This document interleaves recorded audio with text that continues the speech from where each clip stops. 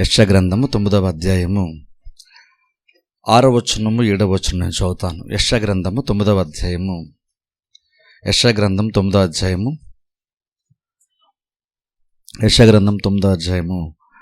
6-7 వచనాలు నేను చదువుతాను. మీరందరూ కూడా బైబిల్లో ఫాలో అవ్వండి. యెషయా గ్రంథం 9వ అధ్యాయము 6-7 వచనాలు. ఏలయనగా మనకు శిశువు పుట్టెను, మనకు కుమారుడు అనుగ్రహింపబడెను, ఆయన భుజం మీద రాజ్యభారం ఉండును. ఆశ్చర్యకరుడు, ఆలోచనకర్త, బలవంతుడైన దేవుడు, నిత్యుడగు తండ్రి, సమాధానకర్తగు అధిపతి అని అతనికి పేరు పెట్టబడును. ఇది మొదలుకొని మితి లేకుండా దానికి వృద్ధియు క్షేమమును కలుగునట్లు సర్వకాలము దావీదు సింహాసనమును రాజ్యమును నియమించును. న్యాయం వలనను నీతి వలనను రాజ్యమును స్థిరపరచుటకు అతడు సింహాసనాసీనుడై రాజ్య పరిపాలన చేయును. సైన్యములకు అధిపతికి యెహోవా ఆసక్తి కలిగి దీన్ని నెరవేర్చును. ఈరోజు మనము యేసుక్రీస్తు యొక్క జన్మమును జ్ఞాపకం చేసుకోవడానికి వచ్చాం. జన్మం అనగా యాక్చువల్గా కరెక్ట్గా చెప్పాలంటే, బయలు ప్రకారం చెప్పాలంటే జన్మం అనడం కంటే శరీరమును ధరించుకొని రావడం అనడము వాక్యానుసారం. అయితే ఫ్లోలో మనం చాలాసార్లు యేసుక్రీస్తు పుట్టారంటాం, అది న్యాచురల్గా వాస్తవమే. కానీ అసలు యాక్చువల్గా బయలు ప్రకారం మనం చెప్పుకోవాలనుకుంటే, కొంచెం కట్ చేసుకోవాలనుకుంటే, సరిగ్గా ఆలోచించాలంటే యేసుక్రీస్తు శరీరమును ధరించుకొని భూమి మీదకి వచ్చినటువంటి ఆ కార్యాన్ని జ్ఞాపకం చేసుకొని మనం వచ్చాం. ఇప్పుడు చూడండి, చాలా చాలా ప్రాముఖ్యమైన కార్యము యేసుక్రీస్తు యొక్క రాకడ, మొదటి రాకడ అనేటువంటిది చాలా చాలా ప్రాముఖ్యం. అందుకనే చాలామంది ఈవెన్ బైబిల్లో కూడా కొంతమంది ఆ విషయాన్ని వాళ్ళు అర్థం చేసుకున్నప్పుడు, యేసుక్రీస్తు శరీరం ధరించుకుని వచ్చినటువంటి ఆ కార్యము, మెస్సియా భూమి మీద రావడం అనేటువంటిది వాళ్ళు అర్థం చేసుకున్నప్పుడు వాళ్ళు ఎంతగానో ఆనందించటము, సంతోషించటం బైబిల్లో మనం చూస్తాం. ఇప్పుడు చూడండి, అందుకే మనం కూడా ఆలోచించాలి, ఎందుకని మనము యేసుక్రీస్తు భూమి మీదకి వస్తే ఎందుకు మనము సంతోషిస్తాం, ఎందుకు జ్ఞాపకం చేసుకుంటాం? ఫస్ట్ మనం గుర్తుపెట్టుకోవాలి, క్రిస్మస్ అంటే మనకి పండుగ అని కాదు. యాక్చువల్గా క్రిస్మస్ అంటే మనకి పండుగ కాదు. క్రిస్మస్ అంటే ఒక కార్యము, దేవుడు చేసినటువంటి కార్యము. దాన్ని మనము జ్ఞాపకం చేసుకోవడానికి, దాన్ని అర్థం చేసుకున్నటువంటి మనము జ్ఞానుల వలె, అలాగే కాపరుల వలె మనము కూడా క్రీస్తుని ఆరాధించడానికి మనం కూడుకుంటాం. అందుకే చూడండి, క్రిస్మస్ అంటాం. నేను చాలాసార్లు చెప్పాను, చూసారా? క్రిస్మస్లో క్రీస్తు ఉన్నాడు, మాస్ ఉంది. క్రీస్తు అంటే అర్థం ఏంటంటే యేసుక్రీస్తు రక్షకుడు, మాస్ అంటే ఆరాధన. యాక్చువల్గా అది రోమన్ క్యాథలిక్ వాళ్ళు, మనమైతే ఆరాధన అంటాం, కానీ రోమన్ క్యాథలిక్ వాళ్ళు ఆరాధనని మాస్ అంటారు వాళ్ళు. అంటే అర్థం ఏంటంటే, క్రిస్మస్ అంటే బేసిక్ అర్థం ఏంటంటే క్రీస్తుని ఆరాధించటం. ఇప్పుడు నిజంగా ఎప్పుడు క్రీస్తుని ఆరాధించగలుగుతాము అంటే, ఆయన ఏ కార్యమైతే చేశాడని జ్ఞాపకం చేసుకుంటున్నామో దాన్ని సరిగ్గా అర్థం చేసుకున్నప్పుడే నువ్వు నిజంగా దేవుణ్ణి ఆరాధించగలుగుతావు. క్రీస్తుని నిజంగా అర్థం చేసుకోకుండా ఆ కార్యాన్ని బట్టి క్రీస్తుని ఆరాధించడం అసాధ్యము. ఇప్పుడు అందుకని చూడండి, మనం క్రిస్మస్ అనేసరికి ఏదో పండగ లాంటి హడావుడిని మనం క్రియేట్ చేసుకోవాల్సిన అవసరం లేదు. యాక్చువల్గా అంత ఎక్స్ట్రాడినరీగా, అంత హడావుడిగా ఏదో ప్రత్యేకమైనది అన్నట్టు ఈరోజు చాలా ప్రత్యేకమైనది, మిగిలినటువంటి అన్నిటికంటే ఇది చాలా ప్రత్యేకమైనటువంటిది కాదు. మనం రోజుకి ప్రాముఖ్యత మనం ఇవ్వట్లేదు, మనము కార్యమునకే ప్రాముఖ్యతని ఇస్తున్నాం. ఇప్పుడు చూడండి, అందుకే రోజుకి ప్రాముఖ్యత లేదు. నేను ఎప్పుడో చెప్తా వచ్చాను, క్రిస్మస్ అంటే ఇప్పుడు అన్యులు సైతము క్రీస్తుని వ్యతిరేకించేటువంటి వాళ్ళు ఏం చెప్తాను, యేసుక్రీస్తు ఏ రోజో పుట్టాడని గ్యారంటీ లేదు, ప్రూఫే లేదు, అయినా సరే ఏ రోజో పుట్టాడని మీరు ఎలాగున్నా దాన్ని సెలబ్రేట్ చేసుకుంటే అని అడుగుతారు. కానీ మనం ప్రపంచానికి క్లియర్ కూడా చెప్పాలి ఏంటంటే, క్రీస్తు ఈరోజు పుట్టాడని దానికి మనం కూడుకోలేదు. ఇక్కడ క్రీస్తు వచ్చేడు భూమి మీద కన్నా దానికి మనం కూడుకుంటున్నాం. ఇక్కడ ఆయన ఎప్పుడు పుట్టాడు అన్న దాని డేట్ కంటే ఆయన చేసినటువంటి కార్యము గొప్పది. ఇప్పుడు క్రీస్తు ఎంత గొప్పవాడంటే, ఆయన చేసిన కార్యం ఎంత గొప్పదంటే, డేట్ తెలియకపోయినా సరే 365 రోజుల్లో ఏదో ఒక రోజు ఖచ్చితంగా ఆయన జన్మను జ్ఞాపకం చేసుకుంటుంటే చాలా అర్థవంతమైనటువంటి ఒక కార్యము. ఇప్పుడు చూడండి, ఇవన్ అంటాం కానీ నార్మల్గా ఇప్పుడు మనమైనా సరే చూడండి, మన పిల్లలకి బర్త్డే చేసామనుకోండి, ఎందుకు చేస్తాం బర్త్డే? మనం బర్త్ డేట్ తెలిసింది కాబట్టి బర్త్డే చేస్తామా మనం? చెప్పండి. బర్త్డే తెలుసు కూడా బర్త్డే చేయట్లేదు మనం. మన కుమారుడు కుమార్తెను దేవుడు ఇచ్చాడు, వారిని బట్టి ఆనందిస్తున్నాం, వారిని బట్టి మనం దాన్ని సెలబ్రేట్ చేసుకుంటున్నాం. కానీ బర్త్డే తెలుసు కాబట్టి అని కాదు. బర్త్డేలో గొప్పతనం ఏమీ లేదు, ఆ వ్యక్తిలోనే గొప్పతనం ఉంటుంది. మనం ఆనందించేది నాకు డేట్ తెలుసు కాదు. ఎవరైనా బర్త్డే చేసుకుంటే మొత్తానికి అయితే డేట్ తెలిసింది అంటాం మనం. అలానే ఉంది. మనకి బర్త్డే రోజున డేట్ ఎవరు గుర్తురాదు, వ్యక్తి గుర్తొస్తాడు. అది న్యాచురల్గా బయట జరుగుతుంది.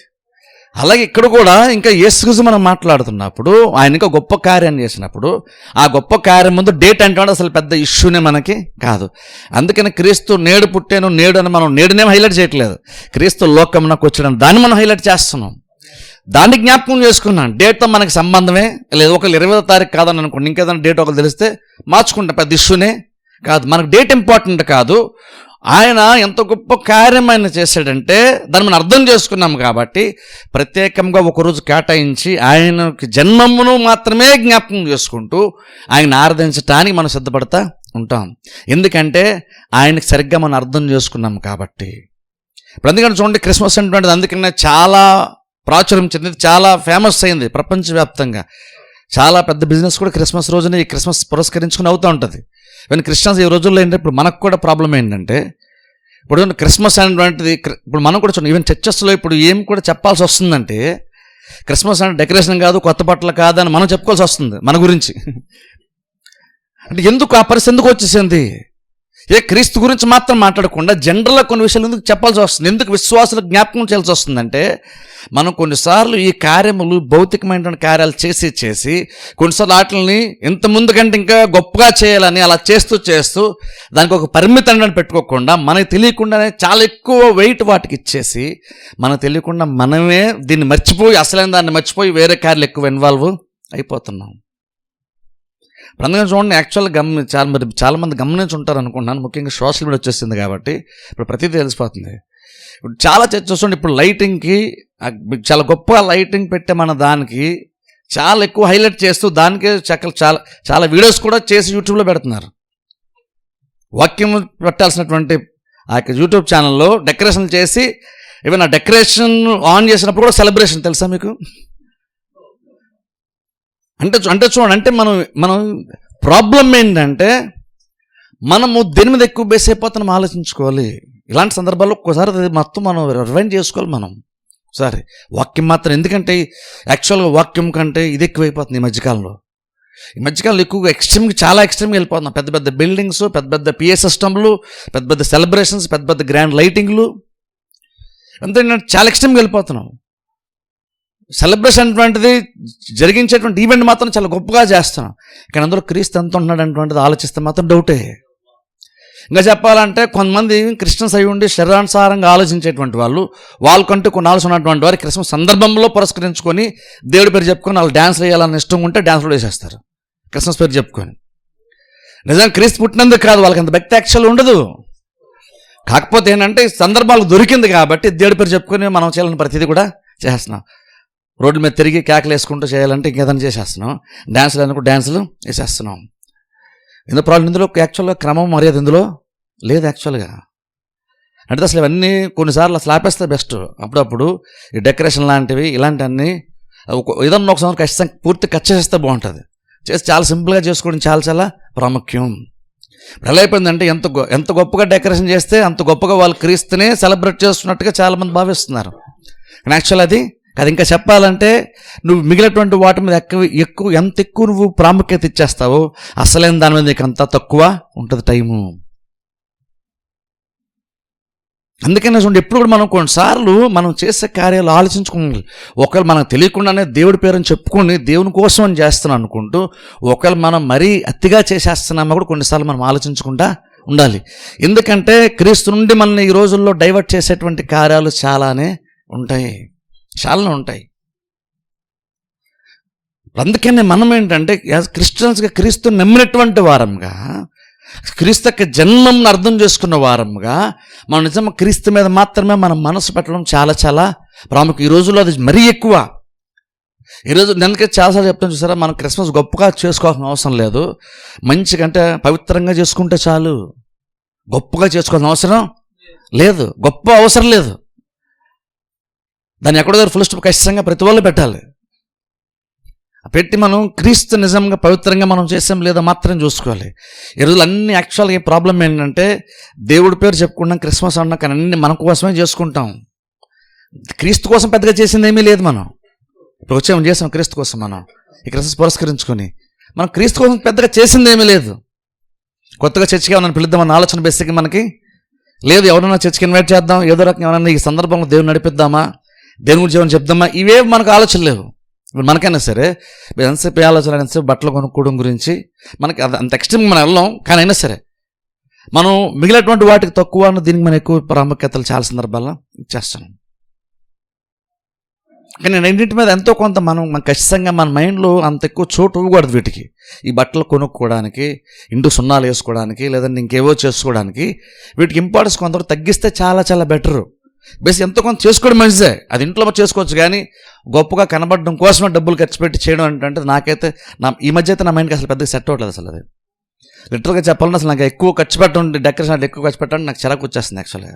మరి ఎందుకో తెలియదు, కానీ నాకు అది నచ్చట్లేదు పెద్దగా. అది నేను బట్టలు కొను కూడా పెద్దగా నచ్చట్లేదు, అంత అవసరం యాక్చువల్ వాటికి లేదు. కొన్నిసార్లు అలా కూడా మనం క్రిస్మస్ చేసుకోవాలి, కొత్త బట్టలు కొనుక్కోకుండా కూడా నిజం. కానీ ఆలోచిస్తే కొంతమంది నిజం కొత్త బట్టలు కొనుక్కొని క్రిస్మస్ చేసుకోగలరా అంటే చాలామందికి డౌట్, భయం వేసేస్తుంది. కొత్త బట్టలు ఆడిన క్రిస్మస్ ఎలా చేసుకుంటాను.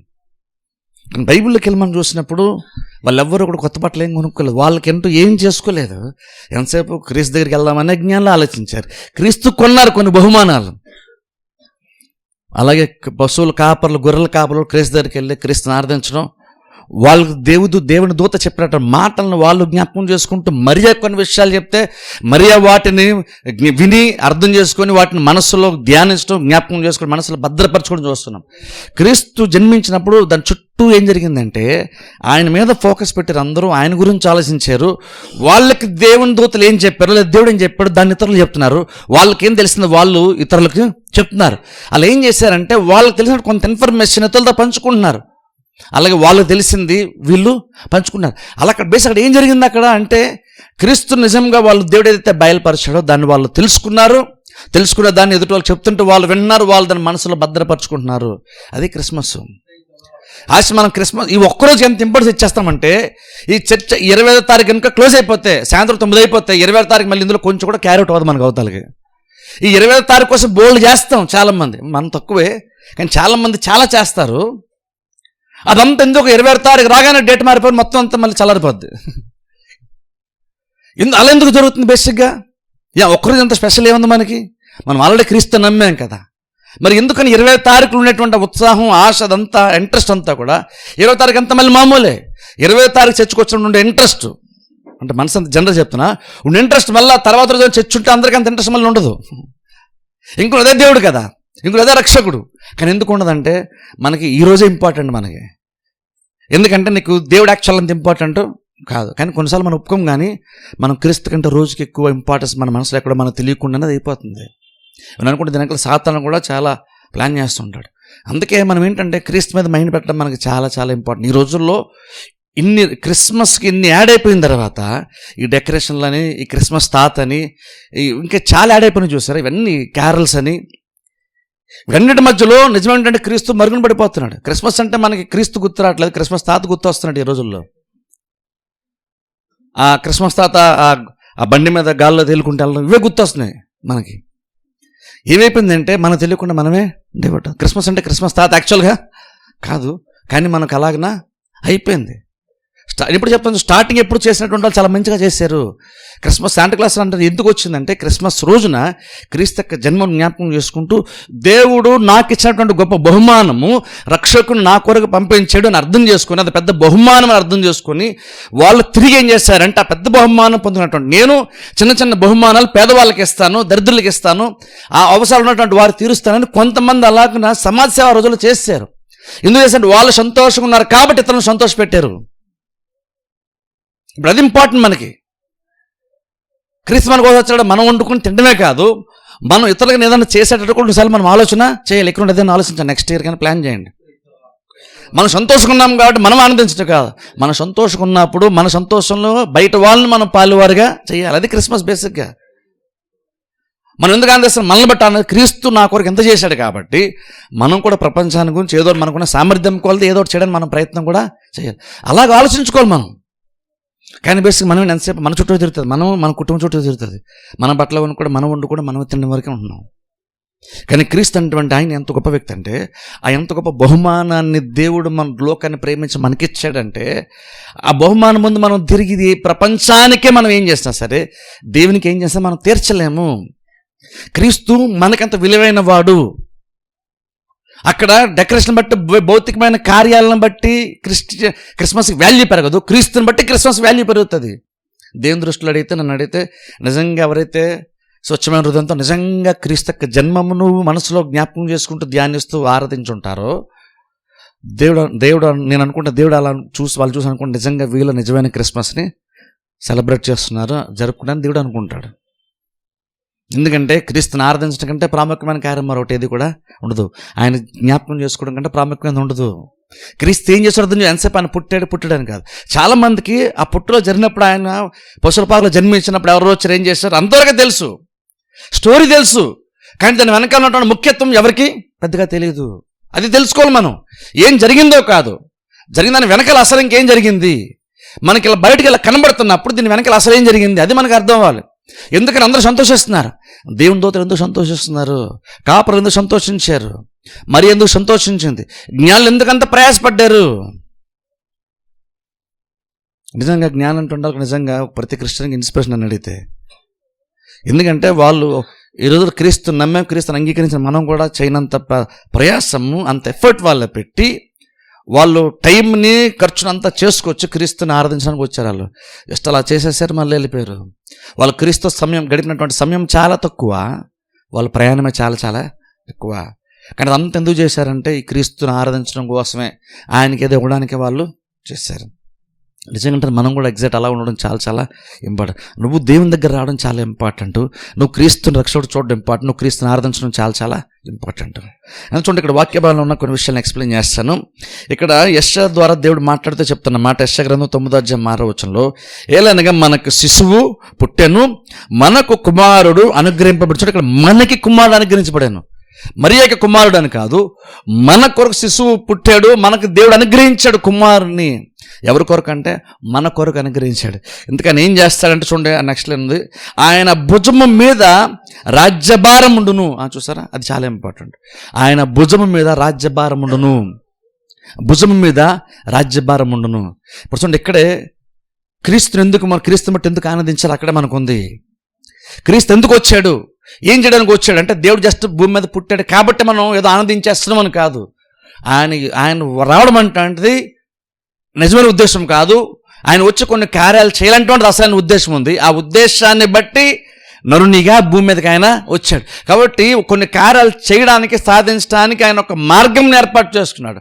నువ్వు మార్గాన్ని పట్టుకోవద్దు, ఏం చేయడానికి వచ్చాడు ఆ ఉద్దేశాన్ని అర్థం చేసుకోవడం మనకు చాలా చాలా ఇంపార్టెంట్. దాన్ని ఒక్కదాన్ని పట్టుకోవద్దు, మీన్స్ని పట్టుకోవద్దు.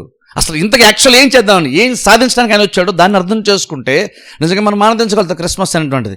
అప్పుడు కేవలం ఈ ఒక్కరోజు ఆనందించినట్టు కాదు, అది యాక్చువల్గా తరచుగా నువ్వు క్రీస్తుని ఆరాధించినప్పుడల్లా నీకు ఆ కృతజ్ఞత లేదా సంతోషం, ఆనందం ఖచ్చితంగా ఉంటుంది. ఇంత క్రీస్తు వస్తాడు అని ఇక్కడ మనకు శిశువు పుట్టాడు. శిశువు మీద ఇంతకేముందంటే రాజ్యభారం ఉంది. రాజ్యభారం అంటే బేసిక్గా మనుషుల యొక్క భారం ఆయన మీద ఉంది. భారం అనడం కంటే ఇంకో రకంగా చెప్పాలంటే రెస్పాన్సిబిలిటీ ఉంది. బేసిక్ భుజాల మీద అంటున్నామంటే అర్థం ఏంటంటే రెస్పాన్సిబిలిటీ గురించి మాట్లాడుతున్నాం. ఈ భుజాల మీద మోసండి అంటున్నామంటే అర్థం ఏంటంటే ఎంత బాధ్యత నేను తీసుకున్నానని చెప్తున్నాం మనం బేసిక్గా. అలా ఇక్కడ కూడా బైబిల్ చెప్తున్న మాట ఏంటంటే ఆయన మీద రాజ్యభారం ఉంటుంది. రాజ్యభారం అంటే అర్థం బేసిక్గా ప్రపంచంలో మనుషుల యొక్క రెస్పాన్సిబిలిటీ అంట క్రీస్తు మీద ఉందంట. సరే, ఆయన ఎందుకు వచ్చాడు అంటే మనుషులకు అవసరం ఉంది, అందుకని భూమి మీదకి వచ్చాడు. ఎందుకు వచ్చాడంటే మనుషులను భరించడానికి వచ్చాడు, మనుషుల పక్షంలో కొన్ని కార్యములు చేయడానికి ఆయన భూమి మీదకి వచ్చాడు.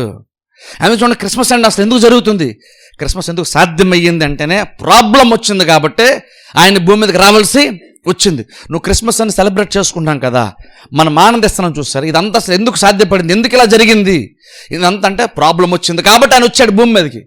అంత బాధ్యత క్రీస్తు మన కొరకు తీసుకున్నాడు తెలుసా దేవుడు. ఇక్కడ చూడండి, క్రిస్మస్ అనేటువంటిది దేవునికి మనం ఎంత బాధ్యత ఉందో జ్ఞాపకం చేస్తుంది.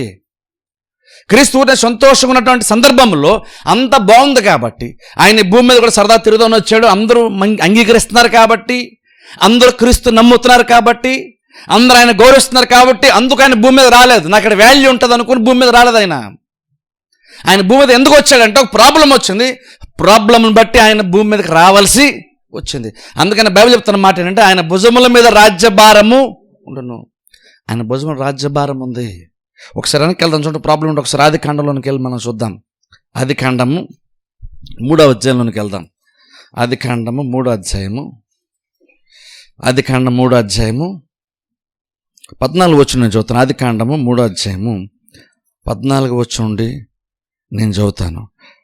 అందుకు దేవుడైన యెహోవా సర్పముతో, నీవు దీన్ని చేసినందున పశువులన్నిటిలో భూజంతులన్నిటిలో నీవు శప్పింపబడిన దానవై నీ కడుపుతో ప్రాకుచు నీవు బ్రతుకు దినములన్నీయు మన్ను తిందువు.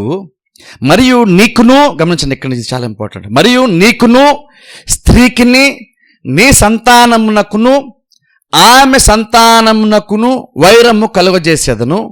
అది నిన్ను తల మీద కొట్టును, నీవు దానిని మెడ మీద కొట్టుదు అని చెప్పాను. గమనించి ఇక్కడ చూడండి, ఇక్కడ స్వయంగా దేవుడు మాట్లాడుతున్నటువంటి మాట, దేవుడు సాతానుతో మాట్లాడుతున్న మాట. క్రిస్మస్ ఎందుకు జరిగిందంటే ఎందుకు జరిగింది క్రిస్మస్ అనేటువంటిది. క్రీస్తు భూమి మీదకి ఎందుకు వచ్చాడంటే ఇది కేదంతోట్లో ఇది జరిగింది కాబట్టి క్రిస్మస్ అనేటువంటిది వచ్చింది మనకి. అంటే క్రిస్మస్ అని మనం ఆనందిస్తున్నాం, ఖచ్చితంగా సంతోషించాలి, మంచిదే. కానీ ఎందుకు ఆనందించాలని నువ్వు జ్ఞాపకం చేసుకుంటేనే, దాని ముందు ఏం జరిగిందని నువ్వు అర్థం చేసుకుంటేనే, నీకు కరెక్ట్గా అర్థమైతేనే అప్పుడు క్రిస్మస్ అనేటువంటిది నిజంగా ఎంతగా మనం గొప్పగా ఆనందించచ్చో మనకు అర్థమవుతుంది. ఆ కార్యం ఎంత ఆనందించచ్చో అప్పుడు అర్థమవుతుంది. మనకి ప్రాబ్లం ఏంటి ఇప్పుడు ఏంటంటే, మనకి ఆ ముందు జరిగినటువంటి కార్యం గురించి పెద్దగా ఆలోచించం మనం, ఆ తర్వాతే పట్టుకుంటాం మనం. దాని వెనక ఉన్న కష్టం మనకు తెలియదు, దానికి రీజన్ ఏంటో మనకు తెలియదు. జస్ట్ ప్రతి ఫలం మాత్రం అనుభవిస్తున్నాం. చూసారా, ఆ ఫలాన్ని బట్టి మనం హ్యాపీ ఫీల్ అయిపోతున్నాం. కానీ దాని వెనక ఉన్నటువంటి ప్రయాసము, దాని వెనక ఉన్న ఉద్దేశము ఈ రోజుల్లో పెద్దగా ఎవరికి అవసరమే లేదు. ఎవరికి పెద్దగా అవసరం లేదు. కానీ బైబిల్ మీరు గమనించండి, క్రిస్మస్ ఎందుకు వచ్చింది? ఇక్కడ క్రీస్తు, ఇక్కడ దేవుడు మాట్లాడుతున్నటువంటి మాట. ప్రాబ్లం ఏంటి? ఏదైనా తోటలోనికి దేవుడు ఆదామవ్వలు పెట్టాడు, వాళ్ళు బాగున్నారు కొంతకాలము. తర్వాత సాతానుడు సర్పము ద్వారా వచ్చాడు భూమి మీదకి. వచ్చి మాట్లాడుతూ అవ్వని మోసం చేశాడు. అబద్ధం ఇద్దరు పాపంలో పడిపోయారు. ఇప్పుడు వాళ్ళు దిగంబరులుగా వాళ్ళు ఉన్నారని గ్రహించి వాళ్ళు దేవునికి దూరంగా ఉన్నారు. ఆ టైంలో దేవుడు వచ్చి మాట్లాడుతూ, అప్పుడు ఈ ముగ్గురితో దేవుడు చెప్తున్న మాట మొదటగా అసలు యాక్చువల్ చెప్పండి, అసలు ఫస్ట్ ఆఫ్ ఆల్ దేవుడు సాతానుతో మాట్లాడుతూ సాతానికి ఒక మాట ఇచ్చాడని చెప్పొచ్చు. రకంగా చెప్పాలంటే సాతానికి ఒక ప్రామిస్ చేశాడని చెప్పొచ్చు. గమనించండి ఒకసారి, ఏం ప్రామిస్ చేశాడు? పాపం రాకవనుపు దేవుడు మనిషిని ఆశీర్వదించాడు, మనకు తెలుసు అది. కానీ ఒకసారి మనిషి పడిపోయిన తర్వాత, అంటే చెప్పాలంటే దేవుణ్ణి కాదన్న తర్వాత దేవుడు నోటి నుండి వచ్చిన ఫస్ట్ ప్రామిస్ ఏంటి? దేవుడు ఏది వాగ్దానం చేశాడు, ఏది మాట ఇచ్చాడు, ఏది జరుగుతుందని దేవుడు మాట ఇచ్చాడంటే ఆ మాట కూడా మనుషులకు మాట లేదు, ఆ మాట కూడా సాతానికి ఇచ్చాడు. సాతానికి గ్యారంటీ ఎవరిదో విషయం చెప్తున్నాడు, క్లియర్గా దేవుడు చెప్పాడు. వాడు ఖచ్చితంగా జరుగుతుంది, దాన్ని నువ్వు రెడీ అయిపోయి చెప్తున్నాడు దేవుడు సాతానుతో. ఏం జరుగుతుందంటే అక్కడ దేవుడు అంటున్నాడు, చూడండి ఫస్ట్ ఆఫ్ ఆల్ అక్కడ అన్నాడు నిన్ను శపిస్తాను చెప్తున్నాడు. అక్కడ సర్పమ్మను శపిస్తాను దేవుడు చెప్తున్నాడు, నువ్వు నేల మీద ప్రాకుతావు, నువ్వు మట్టి తింటావు అని చెప్పాడు. ఆ తర్వాత అన్నాడు చూడండి, మరియు నీకును, అక్కడ చూడండి సాతానుతో దేవుడు మాట్లాడుతున్నాడు. సాతానుతో మాట్లాడుతున్నాడు, నీకును స్త్రీకిని నీ సంతానమునకును ఆమె సంతానమునకును. ఇప్పుడు చూడండి ఇది చాలా చాలా ఇంపార్టెంట్. అక్కడ వైరం గురించి దేవుడు మాట్లాడుతున్నాడు. అక్కడ చూడండి ముఖ్యంగా 3 విషయాలు అక్కడ చెప్తాడు. చూడండి మీరు గమనిస్తే 15వ వచనంలో అక్కడ దేవుడు అంటాడు, ఫస్ట్ నీకును స్త్రీకిని అన్నాడు. ఆ తర్వాత ఏమో నీ సంతానమునకును ఆమె సంతానమునకును అన్నాడు. ఆ తర్వాత 3 చూస్తే అది నిన్ను తల మీద కొట్టును, నువ్వు దాని మడి మీద. ఫస్ట్ చూడండి నీకును స్త్రీకిని అన్నాడు. ఆ తర్వాత నీ సంతానమునకును ఆమె సంతానమునకు అన్నాడు.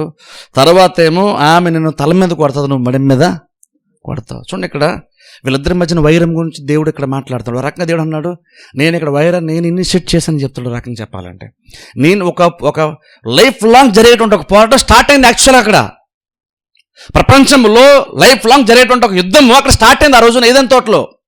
సాతానుడు వచ్చి ఆదమవ్వను మోసం చేసిన తర్వాత దేవుడు సాతానికే ఒక మాట ఇస్తున్నాడు. ఏమని తెలుసా, నువ్వు ఇలా చేసావు కాబట్టి పర్మనెంట్గా నీకు ఆమెకు మధ్యన వైరం కంటిన్యూ అవుతానే ఉంటుంది. ఇది ఎక్కడితో అయిపోయింది కాదు, ఇది కంటిన్యూ అవుతుంది. నువ్వేదో చేసేసాను, నేను సాధించాను, వీళ్ళు పడేసాను, నేను వెళ్ళిపోతాను అనుకున్నావు, కానీ వెళ్ళిపోదు, కంటిన్యూగా ఇది జరుగుతూనే ఉంటుంది. అలాగని దేవుడు ఏమన్నా దీని వైరం స్టార్ట్ చేశాడంటే దేవుడు స్టార్ట్ చేయలేదు. ఇంకా చెప్పాలంటే ఒక రకంగా సాతాను ముందే స్టార్ట్ చేశాడు. సాతానే స్త్రీని మోసం చేశాడు, ఆదమవ్వలు మోసం చేశాడు. కాబట్టి ఓ రకం యుద్ధం అక్కడే స్టార్ట్ అయ్యింది. దేవుడు లేకుండా యుద్ధం స్టార్ట్ అయ్యింది. ఇప్పుడు ఓ రకం దేవుడు ఇక్కడ వైరం కలుగు చేస్తా అని చెప్తున్నప్పుడు బేసిక్గా దేవుడు చెప్తానంటే ఏదైతే నువ్వు స్టార్ట్ చేసావో అది ఎలా కంటిన్యూ అయ్యేటట్టు నేను చూసుకుంటాను దేవుడు చెప్తున్నాడు. దానికి ఒక ముగింపు కూడా వస్తుందని దేవుడే మరలా చెప్తున్నాడు. ఇక్కడ ఫస్ట్ ఏంటి అక్కడ దేవుడు మాట్లాడుతున్న మాట ఏంటంటాడు అన్నాడు, నీకును స్త్రీకిని అన్నాడు వైరం కలుగు చేస్తాను అన్నాడు. అక్కడ చూడండి, అక్కడ పర్సనల్ అయిపోయింది, నీకును స్త్రీకిని అన్నాడు. అంటే మీ ఇద్దరికి పెద్దగా పడదు. ఆ తర్వాత మరలా అన్నాడు నీ సంతానమునకును ఆమె సంతానమునకును కూడా అన్నాడు. చూడండి, ఇప్పుడు అది చాలా ఇంపార్టెంట్. చూడండి, అక్కడ దేవుడు అక్కడతో మీ ఇద్దరికి మధ్యన ఈ వైరం ఉంటుంది అనలేదు. ఆమె నీ సంతానం అనే సాతాన్ యొక్క సంతానంతో కూడా స్త్రీ యొక్క సంతానం వైరం కంటిన్యూ అవుతా అంటున్నాడు. ఇప్పుడు ప్రపంచంలో బేసిక్గా జరుగుతుంది అదే, విదేశ ప్రపంచం కూడా జరుగుతుంది అదే. అంటే బేసిక్ మీరు ఆలోచించండి, ప్రపంచం ఎంత పెద్ద ప్రాబ్లం ఉందో ఒకసారి ఆలోచించండి. ప్రపంచం చూడండి, ఇప్పుడు మనకు కొంచెం అర్థమవుతుంది. 2 సంవత్సరాల నుంచి ప్రపంచం నిజంగా ఎంత పెద్ద ప్రాబ్లం ఉందో, ఇప్పుడు ఏం జరుగుతాయంటే భయంకరమైన పరిస్థితుల్లో ప్రపంచంలో మనుషులు ఉంటున్నారు. ఇప్పుడు చాలామంది నేను చచ్చిపోయిన తర్వాత బతుకుతామా, చచ్చిపోయిన తర్వాత ప్రాణం ఉంటుందా, చచ్చిపోయిన తర్వాత జీవితం ఉందా అని చాలామంది అంటున్నారు. కానీ చచ్చిపోయిన తర్వాత లైఫ్ ఉంటుందా అని అడుగుతున్నారు. అసలు ముందు బతుకున్నంతకాలం నిజంగా బతుకుతామా ఈ భూమి మీద అనేది డౌట్ అయిపోయింది. ఈరోజు బతుకుతామా లేదు డౌట్. చచ్చిపోయింది ఒకప్పుడు, చచ్చిపోయిన తర్వాత మనిషి నిజంగా బతికే ఉంటాడా అన్నది క్వశ్చన్ ఒకప్పుడు. ఇప్పుడైతే అసలు ఈరోజు బతుకుంటామా అనేది డౌట్ వస్తుంది. అంటే ప్రపంచం అంత పెద్ద ప్రాబ్లంలోకి నెట్టివేయబడింది. దానికి కారణం ఏంటంటే ప్రపంచంలో వైరం నడుస్తుంది. ఆమె సంతానంకును నీ సంతానంకును ఆమె యొక్క సంతానం వైరం ఉంటుందని దేవుడు చెప్పాడు. ఇప్పుడు చూడండి, ఇది చాలా చాలా ఇంపార్టెంట్. అందుకే చూడండి, అది ఏదో స్త్రీకి అక్కడ అలాగే సర్పమునకు లేదా సాతానికి అక్కడితో అయిపోలేదు, అది కంటిన్యూ అవుతూనే ఉంది తెలుసా. అందుకని క్రీస్తు వచ్చినప్పుడు కూడా చాలా సందర్భంలో మాట్లాడుతున్నప్పుడు మీరు మీ తండ్రికి అపవాది సంబంధులు అని కొంతమందిని చూసి క్రీస్తు అన్నారు. ఇప్పుడు చూడండి, స్త్రీ సంతానం ఉంది, అలాగే అపవాదిక సంతానం కూడా ఉంది. స్త్రీ సంతానం బేసిక్ ఎవరు అంటే ఎవరైతే క్రీస్తు నమ్మారో, ఎవరైతే నీతిమంతులో, ఎవరైతే దేవుని యందు విశ్వాసం ఉంచారో, ఎవరైతే ఆత్మీయంగా ఉన్నారో, దేవుణ్ణి అర్థం చేసుకున్నారో వాళ్ళందరూ స్త్రీ యొక్క సంతానము. ఇప్పుడు ఈ సంతానం నాకు ఎవరితో వైరం ఉందంటే నీ సంతానంతో స్త్రీ సంతానం వైరము. నీ సంతానం అంటే ఎవరు? సాతానిక సంతానము. కానీ సాతానికి సంతానం ఉందా? సాతానికి బేసిక్ సంతానం లేదు. కానీ అక్కడ సంతానం ఉన్నప్పుడు భౌతికమైన సంతానం గురించి మాట్లాడలేదు, ఆత్మ సంబంధమైన సంతానం కూడా మాట్లాడుతున్నాం. అంటే అర్థం ఏంటి? సాతానికి కూడా సంతానం ఉందని బైబిల్లో ఏదంతో దేవుడు చెప్పాడు. క్రీస్తు వచ్చి దాన్ని కన్ఫర్మ్ చేశాడు. రకంగా చెప్పాలంటే ఎలాగంటే మీరు మీ తండ్రి అపవాది సంబంధులు. మీరు అందరూ అన్నది కొంతమందిని క్రీస్తు పాయింట్అవుట్ చేసి కొంతమందిని వేలెత్తి చూపించి క్రీస్తు అన్నమాట అంటే మీ తండ్రి నిజంగా మీరు యూదులే, కానీ యాక్చువల్గా మీ లైఫ్ స్టైల్ చూసుకుంటే, మీ ప్రయారిటీస్ చూసుకుంటే, మీ జీవిత విధానం చూసుకుంటే మీరు యాక్చువల్గా యూదులనే పేరుకి మాత్రం ఉంది, కానీ ఆత్మీయంగా చూసుకుంటే మీ తండ్రి నిజంగా అయితే అబ్రహాము కాదు, మీ తండ్రి నిజంగా అయితే దేవుడు కాదు, మీ తండ్రి సాతానని క్రీస్తు చెప్పారు స్వయంగా. ఆ మాట ఏదో వాళ్ళని తిట్టడానికి చెప్పినటువంటి మాట కాదు, అది నిజంగానే వాస్తవము, నిజంగా వాస్తవం. దేవుడు నమ్మినటువంటి వారేమో ఆత్మ సంబంధమైన వాళ్ళు, అది స్త్రీ యొక్క సంతానం. కానీ సాతానిక సంతానం కూడా ఉంది. ఇప్పుడు అందుకని చూడండి, పెద్ద పోరాటం మన దేశంలోనే కానీ ప్రపంచ దేశాల్లో పోరాటం. ఇప్పుడు క్రిస్టియానిటీకి ఎగెన్స్ట్ బోల్డ్ ఇప్పుడు ఉన్నాయి. సంతానం వైరం కంటిన్యూ అవుతూనే ఉంది. అది ఇప్పుడు ఆగేది యాక్చువల్గా కాదు. చూడండి మాట ప్రకటన గ్రంథంలో మాట ఉందో చూద్దాం. చూడండి, ప్రకటన గ్రంథము 12వ అధ్యాయంలో ఒక మాట ఉంది. ప్రకటన గ్రంథము 12వ అధ్యాయంలో, ప్రకటన గ్రంథము 12వ అధ్యాయము, ప్రకటన 12:13 వచ్చిన చదువుతాను సందర్భం. ఇక్కడ చూడండి, ప్రకటన గ్రంథం అనేటువంటిది ఎక్కువ అంటే ఒక సినిమాటిక్గా ఉంటుంది. అంటే మనం ఏదో చాలా పెద్ద డ్రామానే నడుస్తున్నట్టుగా మనకు అనిపిస్తుంది. ప్రతిదీ దృష్టాంతంగా జరగడం బైబిల్ మనం చూస్తాం. అందుకే కొన్నిసార్లు అర్థం అవ్వడం కష్టం. దాన్ని గట్టు సర్పమని ఇలా పెద్ద పెద్దగా ఏంటంటో ఫిగర్స్ అన్నీ మనం చూస్తుంటాం ప్రకటన గ్రంథంలో. కానీ చూడండి, ఒకసారి చెప్తాను, జ్ఞాపకం చేస్తాను. ప్రకటన అనగానే మనం అనుకుంటామంటే ప్రపంచంలో చివరిలో జరిగేటువంటి సంఘటనలు అనుకుంటాం. కానీ ప్రకటన అంటే ప్రకటన అంతా కూడా చివరిలో జరిగే మాత్రమే కాదు. ప్రకటన అంటే యాక్చువల్గా ఇంగ్లీష్లో రెవల్యూషన్ అంటాం. రెవల్యూషన్ దాంట్లో రివీలింగ్ ఉంటుంది. అంటే అర్థం ఏంటంటే బయలుపరచడం ఉంటుంది. ప్రకటన గ్రంథం అనేటువంటిది చివరి దినాల్లో జరిగేటువంటిది. దాన్ని ముందుగా బయలుపరచడం మాత్రమే కాదు, గతంలో జరిగిపోయింది కానీ అందరికీ క్లియర్గా అర్థం కానటువంటి కార్యాలు కూడా బైబిల్లో బయలుపరచబడుతూ రాయబడింది. ఇదంతా యుగాంతంలో జరిగేది మాత్రం ఇందులో ఉందనుకోవద్దు. జరిగిపోయినటువంటి కార్యం కూడా దేవుడు ఇక్కడ రాసి ఉంచాడు కొన్నిసార్లు. ఎందుకంటే అక్కడ నీకు చదివితే నీకు అర్థం కాదు, దాని అర్థం ఏంటో ఇక్కడ దేవుడు రాయించి ప్రకటిస్తూ ఉన్నాడు, బయలుపరుస్తా ఉన్నాడు. అలా ఇక్కడ కూడా చూడండి, కంటిన్యూ అవుతున్న కార్యం ఉంది ఇక్కడ. అదే చదువుతాను చూడండి, 13 వచనం చదువుతాను. ప్రకటన గ్రంథం 12 అధ్యాయం 13 వచనం. ఆ ఘట సర్పం అంటే చూడండి, ఏదంతట్లో సాతాను గురించే, సర్పం అన్నాడు సాతాను. ఆ ఘట సర్పము తాను భూమి మీద పడద్రోయబడి ఉండుట చూచి, గమనించండి, పడద్రోయబడి చూచి ఆ మగ శిశువును కనిన స్త్రీని హింసించెను. సరే, ఇక్కడ చూడండి, ఘట సర్పము పడిపోయిన తర్వాత అంటే సాతానుడు దేవునిలో ప్రధాన దూతలు ఉండేటువంటి వాడు అహంకారంగా ఫీల్ అయ్యి గర్వించిన తర్వాత దేవుని యొక్క స్థానాన్ని తీసుకోవాలనుకుంటా దేవుడు త్రోసివేశాడు. ఇప్పుడు బైబిల్ చెప్తున్న మాట ఏంటంటే, అందుకని వాడు అలా భూమి పడద్రోయబడిన తర్వాత వాడు భూమి కోసం బైబిల్ చెప్తున్న మాట ఏంటంటే చూడండి, పడద్రోయబడి ఆ మగ శిశువును కనిన స్త్రీని హింసించెను. అందువలన ఆమె అరణ్యములో ఉన్న తన చోటికి ఎగురునట్లు గొప్ప పక్షిరాజు రెక్కలు 2 ఆమెకి ఇయ్యబడెను. అచ్చట ఆ సర్ప ముఖమును చూడకుండా ఆమె ఒక కాలములు అర్ధకాలము పోషింపబడును. కావున ఆ స్త్రీ ప్రవాహమునకు కొట్టుకొని పోవలనని ఆ సర్పము తన నోటి నుండి నీళ్లు నది ప్రవాహముగా ఆమె వెనుక వెళ్ళగ్రక్కిను గాని భూమి ఆ స్త్రీకి సహకారి అయి తన నోరు తెరచి ఆ ఘట సర్పమును తన నోట నుండి గ్రక్కిన ప్రవాహమును మృంగివేశాను.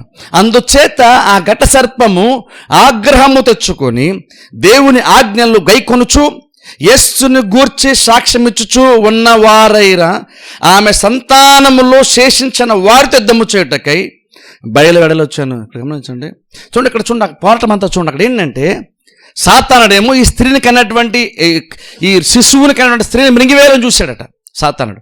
అది బేసిక్గా ఒక రకంగా చెప్పండి, అది హేరోదు టైంలో చూడండి, హేరోదు చంపాలని చూసారా ఎగ్జాక్ట్ అలా ఉన్నాయి. ఆ శిశువుని కన్నటువంటి స్త్రీని చంపేయాలని సాతాను చూశాడు. చూడండి, వైరం కంటిన్యూ అవుతుంది. అది ఏదైనా తోటో ఆదాముతో లేదంటే సాతానుతో అయిపోయింది కాదు, అది అప్పటి నుంచి కంటిన్యూ అవుతూనే ఉంది. ఇంకా చెప్పాలంటే యుద్ధం ఇంకా పెరుగుతూనే ఉంది. అందుకనే ప్రపంచం ఇంకా దారుణంగా మారిపోతూనే ఉంది. ఓ టైం వచ్చేసరికి ఆ శిశువును కనేటువంటి ఆ స్త్రీ అవుతుందో ఆ స్త్రీని మృంగివేయాలని సాతాను చూశాడు. చూడండి, యుద్ధం ఇంకా కంటిన్యూ అవుతూనే ఉంది. ఏదంతోట్లో స్టార్ట్ అయిందని దేవుడు చెప్పాడు చూసారా, అది స్త్రీకిను సాతానికి కాదు, స్త్రీ సంతానమునకును సాతాన్ యొక్క సంతానం కంటిన్యూ అవుతూనే వచ్చింది. ఆత్మ సంబంధంగా తెర వెనక క్రీస్తు యొక్క జన్మ వెనకాల ఏం జరుగుతుందో బైబిల్ ఇక్కడ ఉంది. మన ఏదైనా పశువుల బాగలో పుట్టాడు అని బాగుంది అనుకున్నాం, కానీ క్రిస్మస్ అంత కామ్గా జరగలేదు. యాక్చువల్గా చూసుకుంటే దాని వెనకాల పెద్ద యుద్ధం జరిగింది. యాక్చువల్గా ఇక్కడ క్లియర్ బైబిల్లో ఏముందంటే, తరచుగా ఆ సర్పమేమో ఈ స్త్రీని శిశువుని మింగవేయాలని చూస్తుంటే ఆ స్త్రీని కాపాడేటువంటి వాళ్ళు కూడా ఉన్నారు వెనకాల. ఏమి చేయలేక ఆ సర్పం ఆలోచించని పెద్ద నది ప్రవాహం లాంటి ఒక జలాన్ని సృష్టించి అందులో ఆమె కొట్టుకొని పోవాలని, నాశనం చేయాలని సాతాను ప్రయత్నం చేస్తే అంటే బైబిల్ ఇక్కడ చూసిన దృష్టాంతంగా భూమి అంట నోరు తెరిచే రకంగా చెప్పాలంటే సాతానుడు ఏదో ప్రవాహాన్ని వదిలాడో దాన్ని మృంగివేసి స్త్రీని కాపాడాడట. ఇక్కడ చూడండి, అంటే చూడండి, ఇక్కడ సాతానుడు రకరకాలుగా ట్రై చేస్తున్నాడు శిశువును మృంగివేయాలని. దాన్ని రకరకాల ప్రయత్నాలు చేస్తున్నాడు సాతానుడు, సాతాను యొక్క సమూహము సంతానము. అలాగే ఈ స్త్రీ సంతానము కూడా ఆ శిశువుని కాపాడాలని, ఆ తల్లిని కాపాడాలని కొన్ని సపోర్ట్స్ ఆమెకు కూడా యాక్చువల్గా దొరుకుతా ఉంది. అంటే ఇది ఏం చెప్తానంటే, యుద్ధము చూడండి ఎలా జరుగుతుందో ప్రపంచంలో. అది చివరికి ఎలా శిశువుని ఎప్పుడైతే మృంగివేయలేకపోయాడో, ఆ శిశువుని కానీ స్త్రీ ఎప్పుడైతే సాతాను మృంగివేయలేకపోయాడని అర్థమయ్యిందో, ఆ ప్రవాహంలో కొట్టుకొని పోకుండా ఎప్పుడైతే రక్షింపబడిందో ఆ స్త్రీ కానీ శిశువు కానీ, అప్పుడు బైబిల్ చివరిలో అక్కడ చూస్తున్న మాట ఏంటంటే, ఒకసారి చూద్దాం చూడండి. అప్పుడు సాతానుడు ఏం చేశాడంటే ఆ ఘట సర్పం ఆగ్రహం తెచ్చుకొని, చేయలేక రక్షకుని ఏమి చేయలేక ఆగ్రహం తెచ్చుకొని దేవుని ఆజ్ఞను గైకొనుచు యేసుని గూర్చి సాక్ష్యం ఇచ్చుచూ ఉన్నవారిని, అంటే మనము ఆమె సంతానం శేషించిన వారితో యుద్ధము చేయడానికి రెడీ అయిపోయాడంటే సాతానుడు. చూసారా, ఇప్పుడు బేసిక్గా సాతానుడు ఇప్పటికీ యుద్ధం చేస్తున్నాడు. ఎవరితోని? ఎవరైతే క్రీస్తుని నమ్మారో, క్రీస్తుని ఒప్పుకున్నారో వారితో యుద్ధం చేస్తున్నాడు. యుద్ధం ఇంకా జరుగుతుంది తెలుసా, బైబిల్ ఇక్కడ చెప్తున్న మాట. అంటే చూడండి ఎంత పెద్ద పోరాటంగా ఆ రోజున స్టార్ట్ అయింది, ఒకసారి ఆలోచించండి. అంత పెద్ద పోరాటం. అందుకే చూడండి ఇప్పుడు ప్రపంచం, అందుకనే ఓ పక్కన దేవుని నమ్మినటువంటి ఆత్మీయంగా ఉండేటువంటి మనుషులు ఉన్నారు, అలాగే సాతాను చేత ప్రేరేపింపబడి కార్యములు చేసేటువంటి వాళ్ళు కూడా ఉన్నారు ప్రపంచంలో.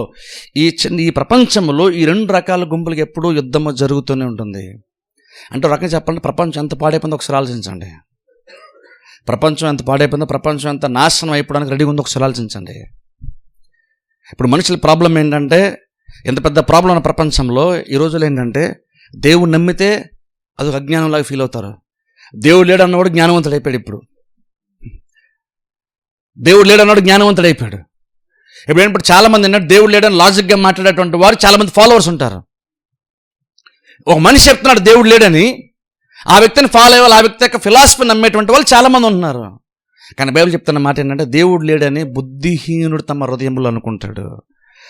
ప్రపంచం ఎంత పాడే పని చెప్తాను చూడండి. దేవునికి యాక్చువల్ ఒరిజినల్గా దేవుడు ఎలాగైతే మనిషిని తయారు చేశాడో దానికి ఎంతగా పాడైపోయి దూరంగా ప్రపంచం వెళ్ళిపోయింది. అంటే మనిషి వెళ్ళిపోయాడంటే బైబిల్ చెప్తుంది దేవుడు ఇంత ప్రపంచాన్ని చూసిన తర్వాత దేవుడు లేడు అన్నామంటే బుద్ధిహీనుడు అంటుంది. కానీ ప్రపంచం ఏమంటుంది తెలుసా? దేవుడు లేడని, ఎందుకు లేడు దేవుడు అన్న దానికి మాట్లాడేదో 4 స్టేట్మెంట్లు చెప్తే వాడు తెలియగలవాడు అంటుంది ప్రపంచం. ఇప్పుడు ప్రపంచం అలాగనా పాడైపోయింది. కానీ బైబిల్ అంటుంది దేవుడు ఇంత ప్రపంచాన్ని చూసిన, ఇంత సిస్టమేటిక్గా రన్ అవుతూ పద్ధతిగా క్రమంగా మర్యాదగా నడుస్తున్నటువంటి ప్రపంచాన్ని, దినములు కాలంలో సమయంలో ఇంత పర్ఫెక్ట్గా నడుస్తున్నటువంటి ఈ ప్రపంచాన్ని, దీన్ని సిస్టమేటిక్గా జరుగుతున్నటువంటి దీన్ని చూస్తున్నప్పుడు దేవుడు లేడని అనుకున్నంటే నువ్వు బుద్ధిహీనుడివి అనేమో బైబిల్ మనకు చెప్తుంది. కానీ ప్రపంచం అలా అంటుంది. పైగా అలా దేవుడు లేడని చెప్పేవాళ్ళు చాలామంది ఉన్నారు. వాళ్ళందరూ నమ్ముతున్నారు. పైగా వాళ్ళు జనరల్గా వేసే క్వశ్చన్ అంటే క్రిస్టియన్స్ లాంటి మనకు వేసే క్వశ్చన్ ఏంటంటే దేవుడు ఉంటే ఏం చేయట్లేదు ఏంటి? ప్రపంచం అంతా చిన్న చిన్న పిల్లల్ని చంపేస్తున్నారు, చాలామంది టెర్రరిస్టులు చంపేస్తున్నారు, వాళ్ళు చంపేస్తారు, వీళ్ళు చంపేస్తున్నారు, దేవుడు ఏం చేస్తున్నాడు? ఇప్పుడు చూడండి, ఇక్కడ ఏదో ప్రాబ్లం. ఇప్పుడు ప్రాబ్లం యాక్చువల్ అందరూ ఏమన్నారంటే దేవుడు ఉంటే ఏదో చేయాలి కదా, దేవుడు ఉంటే ఆపాలి కదా, దేవుడు ఎందుకు ఆపట్లేదు అంటున్నారు. కానీ బైబిల్ చెప్తున్న మాట ఏంటంటే ఆయన భుజముల మీద రాజ్యభారము ఉండును, ప్రపంచం దాన్నే క్వశ్చన్ చేస్తుంది.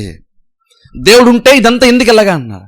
కానీ యాక్చువల్గా బయలు బట్టి మనం చూస్తే దేవుడు ఉన్నా సరే ఇలా జరుగుతుంటే దేవుడు కావాలని చేస్తున్నాను కాదు, లేదా దేవుడు పట్టించుకోవడం కాదు, ఇవన్నీ జరగడానికి కారణము దేవుడు కాదు, యాక్చువల్గా మనిషి. అది మనిషి తెలుసుకోలేకపోతున్నాడు. ఎందుకంటే మనం ఏమనుకుంటున్నామంటే ప్రపంచంలో ప్రతి ప్రాబ్లంకి సొల్యూషన్ మనిషి కనుక్కున్నాడు అనుకుంటున్నాం. చంద్రమండలం మీదకి వెళ్ళాలో తెలుసు అనుకుంటున్నాం, లేదా ఇంకేదైతే ప్రాబ్లం వస్తే ఆ ప్రాబ్లం ఎలా చేయాలనుకుంటున్నాం. కానీ మీరు తెలుసు నిజంగా మనిషి ఎంత ఎక్కువగా ప్రాబ్లమ్ సొల్యూషన్ కనుక్కోవడానికి ప్రయత్నం చేస్తూ ఈ సైంటిఫిక్గా లేదా రకరకాలుగా టెక్నాలజికల్గా ట్రై చేస్తున్నాడు. ఎంత ఎక్కువ ట్రై చేస్తామో అంత ఎక్కువ నాశనమే తెలుసా మనకి. అది ప్రపంచంకి వచ్చిన ప్రాబ్లం ఎంత పెద్దదంటే ఈ ప్రాబ్లంకి సొల్యూషన్ ఈ భూమి మీద నుంచి రాదు, ఈ భూమి మీద నుంచి యాక్చువల్గా రాదు. మనం అనుకుంటాం ప్రతిదానికి సొల్యూషన్ మనం అనుకున్నాం, కానీ మనం కనుక్కోవట్లేదు యాక్చువల్గా. ఫర్ ఎగ్జాంపుల్ చెప్తాను చూడండి. ఇప్పుడు క్యాన్సర్ వచ్చింది అనుకోండి, పేషెంట్కి ఏదో ట్రీట్మెంట్ ఏదో చేస్తారు, చూస్తారా, కరెంట్ షాక్ ఇచ్చి ట్రీట్మెంట్ చేస్తారు, బాగుపడుతున్నారా? క్యాన్సర్ కదా సొల్యూషన్ అంటున్నాడు మెడికల్గా, క్యాన్సర్ కదా ట్రీట్మెంట్ అంటున్నాం మనం. ఇగో సొల్యూషన్ కనుక్కున్నాం, దీనివల్ల మనిషిని బతికించవచ్చు అని ఏదో ట్రీట్మెంట్ చేస్తున్నారు. కానీ ట్రీట్మెంట్ మనిషి బతుకుతున్నాడా? చివరి చచ్చిపోతే ఏమన్నారంటే దానికి బాడీ తట్టుకోలేకపోయింది. ఇప్పుడు ఏం చేస్తున్నాం, ఒక ప్రాబ్లం వచ్చిందని ఆ ప్రాబ్లం మెడిసిన్ కనుక్కుంటున్నాం, మెడిసిన్ అనుకునే లోపే ఆ ఒక్క మెడిసిన్ వల్ల 10 సైడ్ ఎఫెక్ట్లు వస్తున్నాయి మనకి.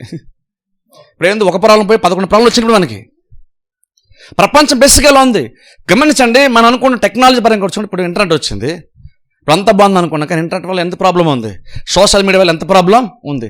ఇంటర్నెట్ వచ్చింది, ఆ బ్రహ్మాండంగా ఉంది, సూపర్ ఉంది, కనిపెట్టినట్టు నిజంగా గ్రేట్ అనుకున్నాం మనం. అనుకున్న లోపల తెలిసింది ఏంటంటే దానివల్ల మేలు కంటే కీడు ఎక్కువ ఉంది. ఇప్పుడు ఆర్టిఫిషియల్ ఇంటెలిజెన్స్ వచ్చేసింది, కొత్తలో హ్యాపీ ఫీల్ అయ్యాం. కానీ యాక్చువల్లీ ఇప్పుడు ఏం చెప్తున్నారంటే నిజంగా జనరల్గా చూసుకున్నా సరే ఇప్పుడు ఏమన్నారు, ఇప్పుడు భయం ఏంటి, ఉద్యోగాలు పోతాయి అంటే నువ్వు ఏదో కొత్త కనుక్కున్నా చెప్తున్నా, సంబరపడుతున్నావు. అది నిజంగా మనుషుల ప్రాబ్లం సాల్వ్ చేసిందా, మనుషులు ఉన్న భారాన్ని తీసివేసిందా అంటే ఇంకా ఎక్కువ సమస్యని పెంచింది కానీ తగ్గించిందేమీ లేదు. అలా మీరు ప్రపంచం తీసుకోండి, బాంబులు తయారు చేశారు, ఆటోమొబైల్ అన్నీ తయారు చేశారు. ఇప్పుడు మనం సేఫ్గా ఉండొచ్చు, ఇంత పెద్ద బాంబులు ఉన్నాయి, మన దేశంకి ఎవరు అనుకుంటున్నాం. కానీ ఇప్పుడు ఆ బాంబులు శత్రు కూడా తయారు చేస్తున్నాడు. ఇప్పుడు మనకు టెన్షను. బట్ ఇప్పుడు అర్థమైంది ఏంటంటే బాంబులు మనల్ని కాపాడు, మనం తయారు చేసిన బాంబు ఇప్పుడు ఆడి దగ్గర ఉంది, ఆడదే బాంబు మనం ఏదైతే మనం కూడా నాశనం అయిపోతాం. ఇదొక భయం. అంటే బేసిక్ అర్థం ఏంటి, మనం ఏదైతే తయారు చేస్తాం అనుకుంటున్నామో, ఏదైతే మనిషి నాకు ఒక ప్రాబ్లం ఉంది, ఆ ప్రాబ్లం సొల్యూషన్ కనుక్కున్నాను అనుకుంటున్నాడు. కానీ లేట్గా మనిషికి అర్థమవుతుంది ఏంటంటే కనుక్కున్నాను అనుకుని ప్రతిసారి, మనుషులకి ఏదో మేలు చేస్తాను అనుకున్న ప్రతిసారి చివరికి తెలుస్తుంది ఏంటంటే అది ఇంకా పెద్ద ప్రాబ్లంగా మారుతుంది తప్ప అది ఎక్కడ కూడా మనుషులకు సొల్యూషన్ని ఇవ్వలేదు. అంటే చూడండి, అంటే ఎందుకు సొల్యూషన్ ఉండదు అంటే నిజంగా ప్రాబ్లం అంటే భౌతికమైనటువంటి యాక్చువల్గా కాదు, సైకలాజికల్గా కూడా కాదు. అందుకని ఊటిని మెడికల్గా ఏదో సెట్ చేస్తే సెట్ అయిపోద్దాను కాదు, లేదా ఇంకేదో చేస్తే జస్ట్ మైండ్ కొంచెం కౌన్సిలింగ్ ఇస్తే ప్రాబ్లం సెట్ అయిపోతాను కాదు. అంతకు మించినటువంటి కార్యం జరగాలి. అందుకనే చూడండి, ప్రపంచం ఎంత పెద్ద ప్రాబ్లంలో ఉందంటే, ఈ ప్రాబ్లం సొల్యూషన్ ఈ భూమి మీద నుంచి రానంత పెద్ద ప్రాబ్లంలో ప్రపంచం ఉంది. అందుకని దేవుడు ఏం చేశాడు తెలుసా? ఏదైనా తోటలోనే దేవుడు వాగ్దానం చేశాడు. ఈవెన్ ఏదైనా తోటలో కూడా మీరు చూడండి, ఆదమ అవ్వలు దిగంబర్లుగా ఉన్నప్పుడు వాళ్ళు ఏం చేశారంట, వాళ్ళంటే అక్కడ ఆకులు తీసుకొని వాళ్ళ వస్త్రాలు కచ్చడాలు చేసుకున్నారని బైబిల్ కుట్టుకున్నారని చూస్తున్నాం. కానీ తర్వాత దేవుడు వచ్చినప్పుడు ఏం చేశాడంటే, వాళ్ళు ఆకులు పెట్టినారు. ఆకులు ఎంతసేపు ఉంటుంది? గంట అయితే ఎండిపోద్ది, ఎండిపోతుంది, ఊడిపోద్ది. దేవుడు ఏం చేశాడు? బైబిల్ చెప్తున్న మాట అంటే చర్మపు చొక్కాలు దేవుడు చేయించడం బైబిల్ మనం చూస్తాం. చర్మపు చొక్కాలు చేయించిన అర్థం ఏంటంటే జంతువుని చంపాడు. అక్కడ జంతువుని చంపాడంటే అర్థం ఏంటంటే రక్తము చెందించబడకుండా మీ ప్రాబ్లంకి సొల్యూషన్ లేదని దేవుడు ఆనాడే చెప్పేశాడు. ఏదైనా తోటలోనే దేవుడు ఆదాముకే చెప్పేశాడు.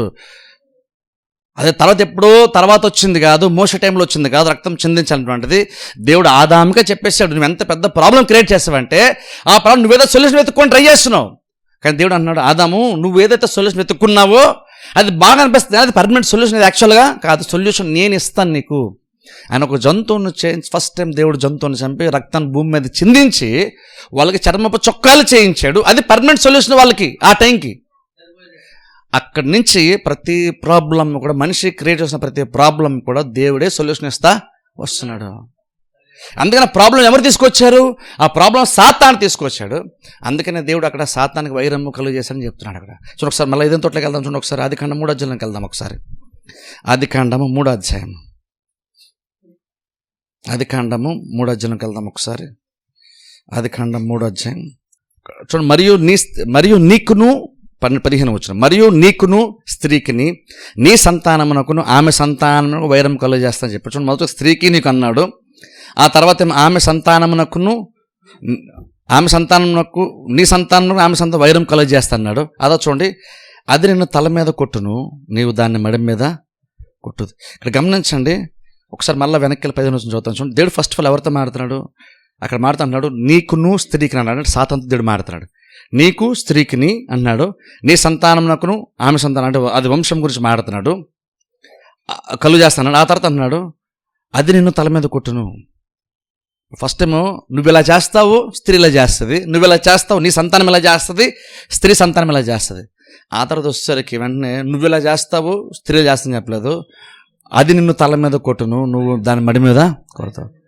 అప్పుడు ఫస్ట్ టైం ఏమో సాతాను గురించి మాట్లాడిన తర్వాత స్త్రీ ఏం చేస్తుందో మాట్లాడాడు. ఆ సాతాను సంతానం ఏం చేస్తాం మాట్లాడిన స్త్రీ సంతానం ఏం చేస్తాం మాట్లాడాడు. తర్వాత ఒకసారి మాత్రము ఆమె ఏం చేస్తుందో, లేదా ఆమె ద్వారా వచ్చేటువంటి వాళ్ళు ఏం చేస్తారో చెప్పి నువ్వే తిరిగి ఏం చేస్తావో దేవుడు అక్కడ చెప్తున్నాడు.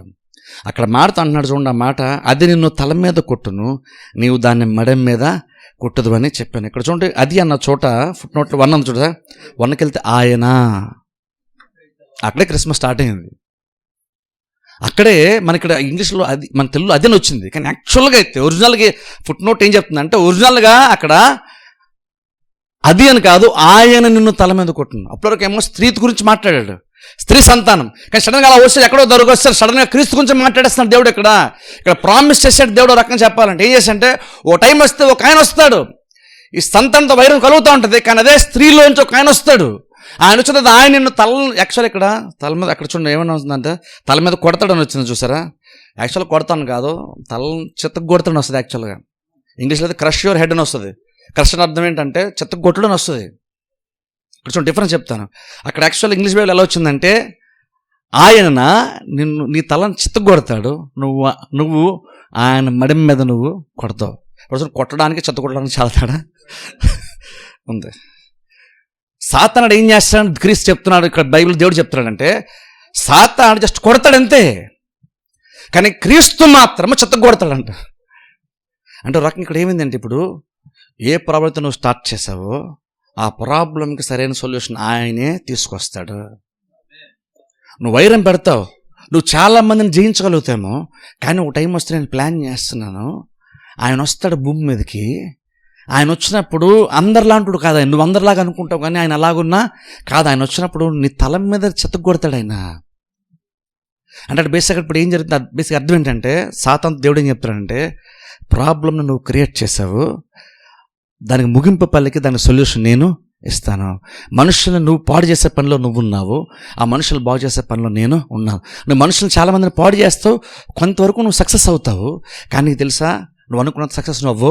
పర్మనెంట్ సక్సెస్ ఎలా ఉంటుందంటే, నేను నా కుమారుని అద్వితీయ కుమారుని పంపిస్తాను, ఆయన భూమి మీదకి వస్తాడు, ఆయన తలను చెత్తగొడతాడు. చూసావా, అది పర్మనెంట్ సొల్యూషన్, మనుషులకి ప్రపంచాన్ని నేను ఇచ్చేటువంటి సొల్యూషను. అందుకే క్రిస్మస్ ఇప్పుడు ఎందుకు జరుపుకున్న క్రిస్మస్? దేవుడు తన మహిమను వదిలేసి భూమి మీదకి వస్తే మనం ఎందుకు సంతోషిస్తాం? నీవు నమ్మినటువంటి దేవుడు తన మహిమను కాదని నీలాగా అల్పముగా పుడితే, నీకులాగా ఆకలేస్తూ, నీకులాగా దాహం వేస్తూ, ఇంక నువ్వు మహిమగలటువంటి అయినా సరే, ఆయన ఇంకడు దేవుడు అయ్యి ఉండి నరునిగా భూమి మీదకి వచ్చాడు. అందుకే గురువారం చెప్పని చూస్తారా, ఆయన 100% దేవుడే, 100% కూడా మనిషే. అందుకు మొమెంట్లో ఆయన నీళ్ళ మీద నడుస్తాడు, కానీ ఆయనకి మళ్ళీ దాహం కూడా వేస్తుంది. అలాగే సాతాను చూడండి, అక్కడ ఆ 40 రోజులు ఉపవాసం ఉన్నప్పుడు కూడా నువ్వు రాళ్ళు రొట్టె చేసుకొని శోధించాడు యేసుక్రీస్తుని. ఆయన మనిషి కాబట్టి. కానీ మళ్ళీ ఆయనే 5,000 మందికి పైగా ఆయనే పోషించిన బైబిల్ మనం చూస్తాం. అక్కడ ఏం చూస్తున్నాం? 2 ఎక్స్ట్రీమ్లు చూస్తున్నాం. దేవుడు ఆయన ఏం చేయగలడు అంటే, 5 రొట్టెలు 2 చేపలు ఉంటే చాలు 5,000 మందిని పోషించగలడు. అది దాని దైవిక స్వభావాన్ని ప్రూవ్ చేస్తుంది. అది చాలా ఈజీగా చేస్తాడండి. మరి దేవుడు అయితే మనిషి కాదా అంటే, ఆయన ఇంకొన మనిషే. అందుకనే ఆయన కూడా ఆకలేసింది. భోజనంతో సాతానుడు క్రీస్తునే శోధించాడు. ఆలోచించండి, భోజనంతో శోధించాడు అంటే అది ఎంత వాస్తవం, క్రీస్తు నిజంగా ఎంత ఉన్నాడో ఇంట్లో ఒకసారి ఆలోచించండి. అందుకని ఎగ్జాక్ట్ ఆ కాంబినేషన్తో వచ్చాడు ఆయన. అందుకనే చూడండి, గురువారం ఇది కూడా చెప్పిన ఒకసారి జ్ఞాపకం చేస్తాను. గురువారం వచ్చాలో తెలుస్తుంది అది. క్రీస్తు ఎందుకు రావాలి? ఏం మరలా దేవుడు వేరే ఆదామని తయారు చేయొచ్చు కదా. క్రీస్తు ఎందుకు రావాలి భూమి మీదకి? దేవుడే భూమి మీదకి ఎందుకు రావాలి? ఇప్పుడు ఆదాము పాపం చేశాడు, పాడైపోయాడు. ఆదాము పక్కన పెట్టేసి మళ్ళీ నూతన ఇంకొక మనిషిని ఆదాములాగా చేసేస్తే ప్రాబ్లం సాల్వ్ అయిపోతుంది కదా అనుకుంటే, అలా కూడా ప్రాబ్లము సాల్వ్ అవుతుంది. ఎందుకంటే ఆదాముని చేసినప్పుడు కూడా దేవుడు పాపం లేకుండానే దేవుడు ఆదాముని చేశాడు. ఇప్పుడు ఆదాం పడిపోయిన తర్వాత వేరే ఆదాం చేసిన మళ్ళీ ఖచ్చితంగా ఆదాం కూడా పడిపోతాడు కదా. అప్పుడు ఇంకా ప్రాబ్లం పెద్ద అవుతుంది, కానీ ప్రాబ్లం చిన్నది అవ్వదు, ప్రాబ్లం సొల్యూషన్ దొరకదు. అందుకనే దేవుడు అనాది కాల సంకల్పం బట్టి ఏం చేస్తాడంటే, ఇప్పుడు మనిషి ఎంత పెద్ద ప్రాబ్లం క్రియేట్ చేశాడంటే, ఈ ప్రాబ్లంకి సొల్యూషన్ మనిషిలో నుంచి రాదు, ఈ భూమి మీద నుంచి రాదు, పరలోకం నుంచి దిగి రావాలి సొల్యూషను. ఆ జవాబు యేసుక్రీస్తు. అందుకనే ఇప్పుడు మనిషి భూమి మీద, అందుకని క్రీస్తు మనిషికి భూమి మీదకి వచ్చాడు. కాకపోతే మనకేంటంటే క్రీస్తే జవాబు అంటే మనకు పెద్ద అర్థం కాదు. క్రీస్తుని పుట్టాడు మనం సంతోషించాలంటే మనకు అర్థం కాదు. కానీ చెప్పండి, నిజంగా అర్థం అవ్వాలంటే నీకు ప్రాబ్లం ఎంత పెద్ద నీకు అర్థం అవ్వాలి. నీకు ప్రాబ్లం అర్థమైతేనే ఆ సొల్యూషన్ చూసినప్పుడు నీకు ఆనందం వేస్తుంది. ప్రాబ్లం నీకు నిజంగా అర్థం కాకపోతే నీకు సొల్యూషన్ కూడా నిజంగా దాని యొక్క వాల్యూ నీకు తెలీదు. ప్రాబ్లం ఏంటి? ఆదాం అవ్వని అడగని చెప్తారు ప్రాబ్లం ఏంటో. వాళ్ళు ఏం చెప్తారు తెలుసా? నిజంగా అడిగితే ప్రాబ్లం ఏంటి అంటే వాళ్ళు ఏం చెప్తారు తెలుసా? మేము చాలా జెన్యూన్గా ఉన్నాం, సిన్సియర్గా ఉన్నాం, కానీ సాతానుడు వచ్చి మమ్మల్ని మోసం చేశాడు. మమ్మల్ని మోసం చేసిన తర్వాత మేము సాతాను వల్ల మేము ఏదాని తోటలో మేము బయటికి వెళ్ళిపోవాల్సి వచ్చింది. ఇప్పుడు ఏదాని తోటలో సమృద్ధిని అనుభవించినటువంటి ఆదాము, అంతకంటే గొప్పగా దేవుని యొక్క సన్నిధిని సన్నిహిత్యంగా అనుభవించినటువంటి ఆదాము అవ్వలు ఈ తర్వాత దేవుడు ఏదంతో బయట పంపించిన తర్వాత సమృద్ధిలోంచి బయటకు వచ్చేసారు. అది మాత్రమే కాదు, కానీ దేవుని సన్నిధి కూడా వాళ్ళ దూరము అయ్యారు. ఒకసారి అందులో బయట వచ్చిన తర్వాత నెక్స్ట్ డే మార్నింగ్ లేచిన తర్వాత క్షణం కలుతరి చూస్తే ఆదాము ఇప్పుడు ఏదంతో లేడు. ఇప్పుడు ఆదాం వాళ్ళకి ఏదంతో వాల్యూ ఉంటే వాళ్ళకి బాగా తెలుస్తుంది లేదా?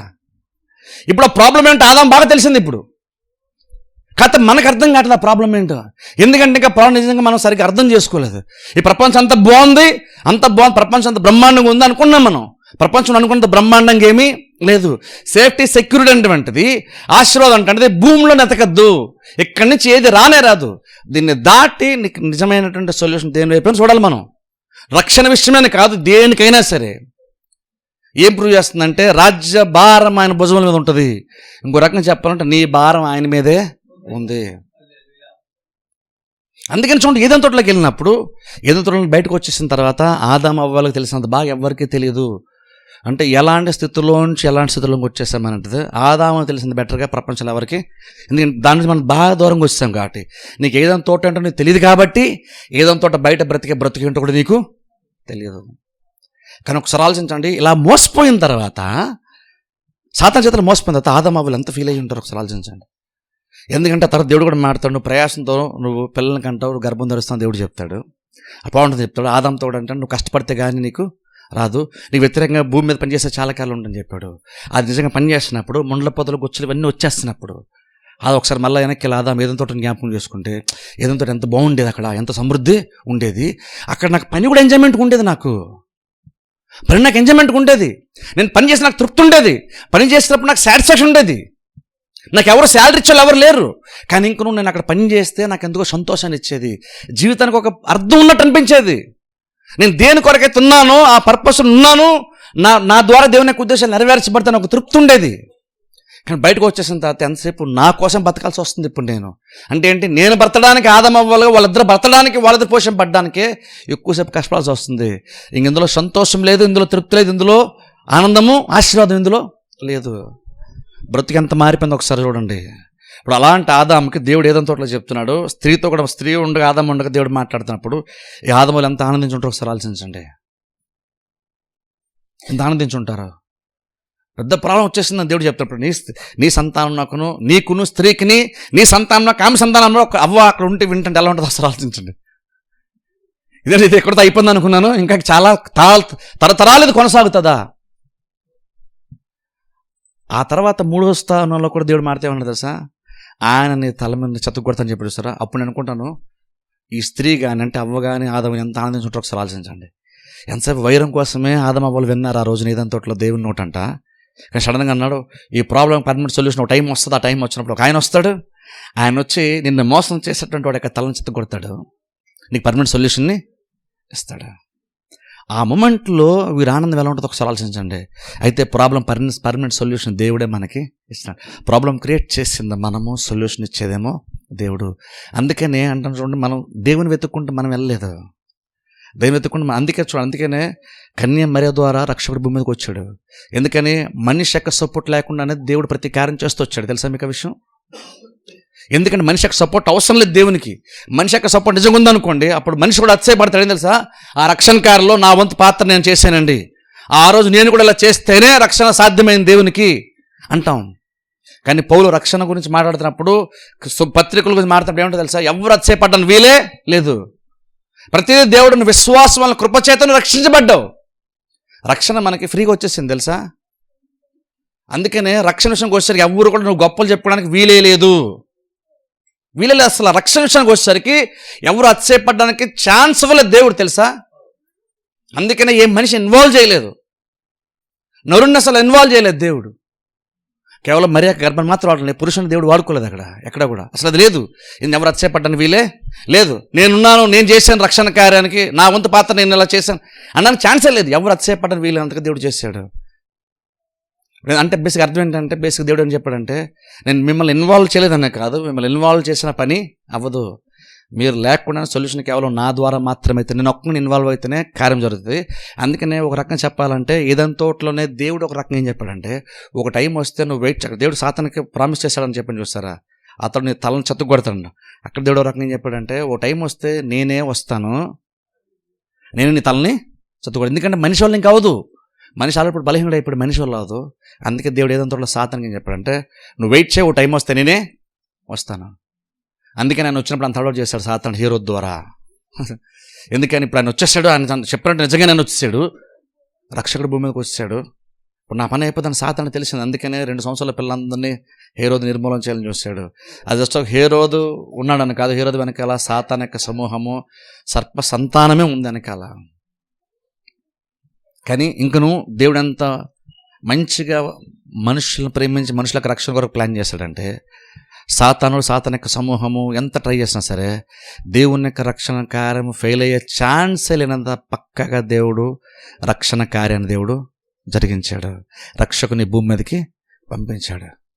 అందుకనే మనం క్రిస్మస్ని సెలబ్రేట్ చేయాలి. ఎందుకంటే పెద్ద ప్రాబ్లం ఉంది, దాని సొల్యూషన్ దేవుడే నాకు ఇచ్చాడు. ఇప్పుడు ఒకసారి ఆలోచించి, ఈ రోజు నువ్వు ఇలాగ ఉన్నామంటే మనం కొన్నిసార్లు అనుకుంటాం, ఏమనుకుంటామంటే, నాకు దేవుడు అసలు పెద్ద ఇంకా చేసిందే మేలు లేదు, నేను ఇంకా దేవుని కోసం ఎదురు చూస్తాను, దేవుడు ఏదైనా కార్యం చేయలేదు, మా స్థితిని ఇప్పుడు మారుస్తాడు దేవుడు, మాకేమన్నా ఈ ప్రాబ్లం ఎప్పుడు సాల్వ్ చేస్తాను చాలాసార్లు అనుకుని ఉంటాం కదా. ఒకసారి వెనక్కి ఆలోచన, ఎంత పెద్ద ప్రాబ్లం దేవుడు సాల్వ్ చేశాడు ఆలోచించి ఒకసారి. అది సాల్వ్ చేసినటువంటి దేవుడు నీకున్నటువంటి చిన్న ప్రాబ్లం సాల్వ్ చేయడా.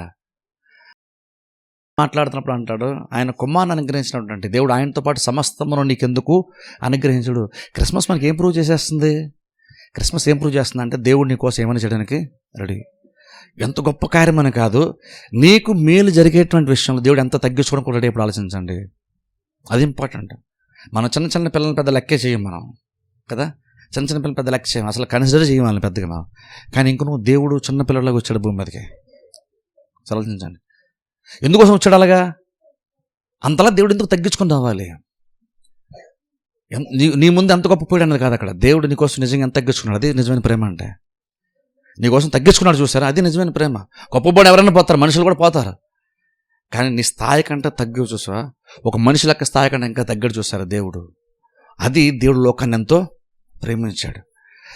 మనుషుల్ని పైకి తీసుకుని రావడానికి దేవుడు తన బలాన్ని వాడడానికి కాదు, దేవుడు ఒక సాధారణ మనిషిలాగా తను తాను తగ్గించుకొని ఒక సాధారణ మనిషిలాగా మారిపోయాడు.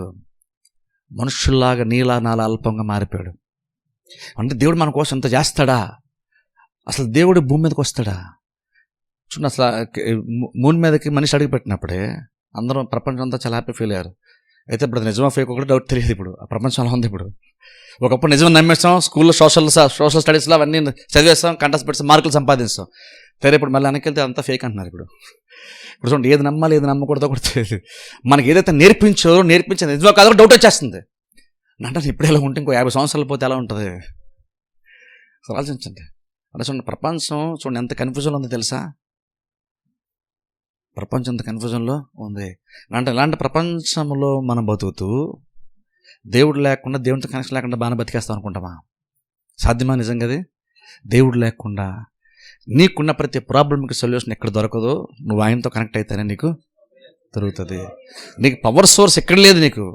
ఇక్కడ నీకేం కావాలి సార్, నువ్వు ఆయన పైన ఉన్నటువంటి దేవునితో నువ్వు కనెక్ట్ అయితేనే నీ ప్రతి ప్రాబ్లంకి సొల్యూషను దొరుకుతుంది.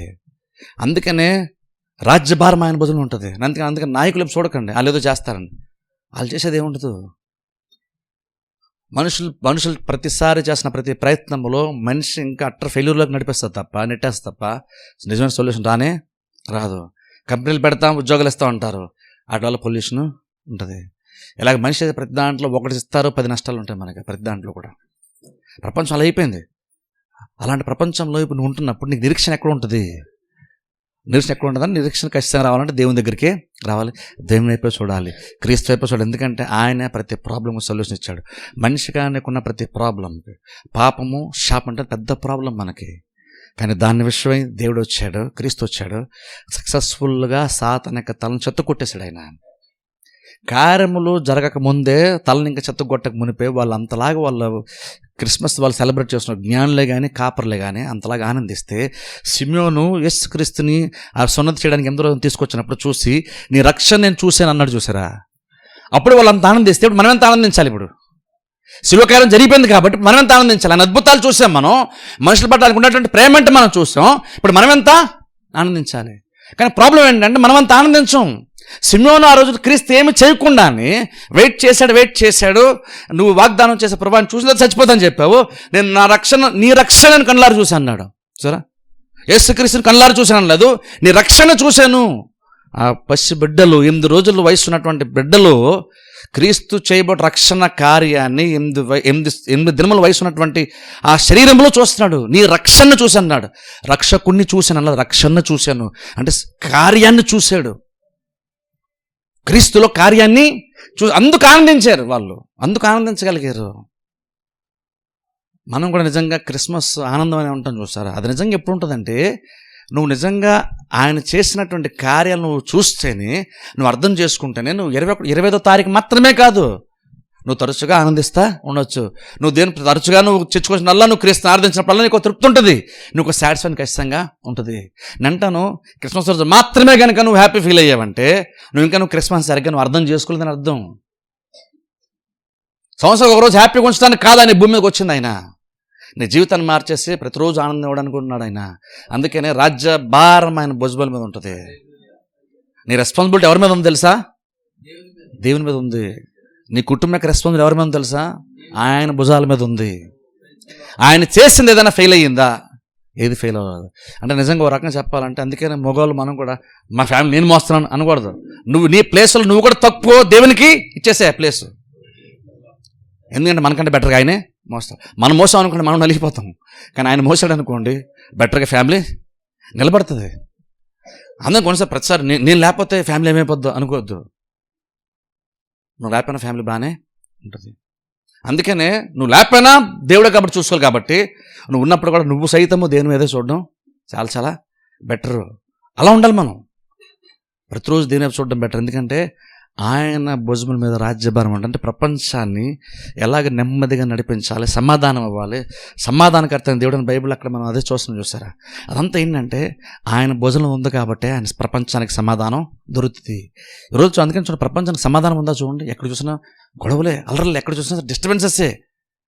ప్రతి రోజు మనం బాగులు దెబ్బతిన్నాం. ఇప్పుడు మనం ఎంత ఎడ్యుకేషన్ డెవలప్ అయిపోతున్నాం, అందరూ చదివేసుకుంటున్నాం, పెద్ద చదువుతున్నాం, డిగ్రీ సంపాదిస్తాం అనుకుంటాం. నువ్వు ఎంత తెలివి కలవాడు అనుకుంటున్నావా అంత అజ్ఞానం అయిపోతున్నాం మనం. రిజల్ట్ మాత్రం అజ్ఞానమే, ప్రతిఫలం మాత్రం అజ్ఞానమే. చదువుకుంటున్నాం, దేశాలు తిరుగుతున్నాం, కానీ అజ్ఞానంతోనే ఉంటున్నాం. అంటే ఉన్న కొందికి మనిషి అన్నవాడు మనిషికి డ్యామేజ్ చేసుకున్నాడు తప్ప మనిషి అక్కడ బాగుపడలేదు. కానీ ఈ మానవ జాతిని బాగు చేయడానికి క్రీస్తు మనిషిగా భూమి మీదకి వచ్చాడు. ఎందుకంటాను, నీతో పాటే ప్రాబ్లం మనిషిని చూసి ఈయనకు హెల్ప్ చేస్తారేమో అనుకోవద్దు. మనిషి వల్ల సొల్యూషను రాదని విషయం ఎప్పటికైనా మైండ్లో స్థిరపరచుకోండి. మనుషుల వల్ల నీకు సంతోషం రాదు, మనిషి వల్ల నీకు తృప్తి రాదు, మనిషి వల్ల నీకు సాటిస్ఫాక్షన్ రాదు, మనిషి వల్ల నీకు సొల్యూషనే రాదు, నీకు జవాబు మనుషుల దగ్గర రాదు, దేవుని దగ్గర మాత్రమే వస్తుంది. అందుకని నేను బైబిల్ చూస్తే అక్కడ అదే ఏదైనా తోటలో దేవుడు అదే చెప్తున్నాడు, నీ సంత ఆంసంత వైరం కలర్ చేస్తాను. ఆ తర్వాత ఆయన వస్తాడు, ఆయన వచ్చి నీ తలని చుట్టూ నువ్వు మడి మీద కొడతావు. అది చూడండి, కొట్టడం అంటే టెంపరీ ఎఫెక్ట్, చెత్త కొట్టడం అంటే అది పర్మనెంట్ సొల్యూషన్. అక్కడ అంటే నువ్వు పర్మనెంట్గా నువ్వు అణిచివేయబడతావు. తల చెత్త కొట్టడం అంటే అర్థం ఏంటంటే ఇంకా పర్మనెంట్గా నీకు ఓటమి దేవుడు చెప్తున్నాడు. కాకపోతే నువ్వు ట్రై చేస్తావు కాబట్టి నువ్వు మడి మీద నువ్వు కొడతావు, అది టెంపరీ, దానికి స్వస్థత వచ్చేస్తుంది. కాలుకి దెబ్బతింది దానికి ఏముంది, కొన్ని రోజులు జస్ట్ వెయిట్ చేస్తే స్వస్థత వచ్చేస్తుంది మనకి. కానీ చెత్త కొట్టబడి అంటే పర్మనెంట్, అంటే పర్మనెంట్గా నువ్వు అట్టర్ ఫెయిల్యూర్లోనే నువ్వు ఉంటాను. దేవుడు ఆ రోజున ఏదైనా తోటలో అని చెప్పేశాడు. పాపం ఎప్పుడైతే వచ్చిందో, దేవుడి దృష్టికి ఎప్పుడైతే వచ్చిందో అప్పుడే దేవుడు ఈ క్రిస్మస్ గురించి ఆ రోజు మాట్లాడేశాడు, ఈ క్రిస్మస్ ఆ రోజు చెప్పాడు. అందుకని ఆ తర్వాత చాలా సందర్భంలో దానియేలు గ్రంథంలో, యెషయా గ్రంథం మనం చూసినప్పుడు ఈ రక్షకుని గురించి చాలా ప్రవచనాత్మకంగా రాయబడ్డాయి తెలుసా. ఆయన వస్తే ఎలా ఉంటుంది పరిపాలన అని ఒకసారి చూడండి. నెబుకద్నెజర్ టైంలో కూడా అది చెప్పి ముగించేస్తాను. నెబుకద్నెజర్ టైంలో కూడా దానియేలు గ్రంథం ఉంటుంది. అది ఆయన కళ వచ్చింది, తలలో వేసాడు, కళను మర్చిపోయాడు. వాడి ఉండే వాళ్ళందరిని పిలిచాడు, జ్ఞానందరిని పిలిచి నా కళ వచ్చింది, దాని భావం నాకు చెప్పాలంటే వాళ్ళు అన్నారు, రాజా నువ్వు కళ చెప్పే మేము భావం చెప్పేస్తావు అన్నారు. నేను కళను మర్చిపోయాను అన్నాడు. ఆయనకి అలా చాలా కళ్ళు వచ్చినాయి, చాలా మర్చిపోయాడు ఆయన. మరి ఎంత మతిపరిపోయాను, కళ్ళు వచ్చినాయి మర్చిపోయి చెప్తున్నాడు. అప్పుడు చివరికి వీళ్ళందరూ భయపడతాను, చంపేస్తాడేమో, నేను ఇంత డబ్బు ఇస్తాను, మీకు ఇంత శాలరీస్ ఇస్తున్నాను, మీరు అది కూడా చెప్పలేకపోతే మీ పని అయిపోద్ది అన్నాడు నెబుకద్నెజర్ రాజు. అప్పుడు చివరికి దానియేలు సీన్లోకి వస్తాడు. దానియేలు దేవుణ్ణి అడుగుతాడు, దేవుడు దానియేలుకి తెలియజేస్తాడు. అందరూ దర్శనం తెలుసు. ఎందుకు ఆయనకు వచ్చిన కళ కూడా చెప్తాడు. ఏంటంటే పెద్ద విగ్రహం, పెద్ద స్టాచ్యూ ఒకటి, పైన అంతా తల అంతా కూడా మేలింబంగం చేయబడింది.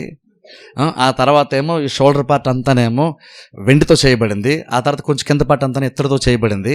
పాదములంతానేమో రాయి, ఇనుము, మట్టి కలిసినటువంటిది ఉందని చెప్పాడు.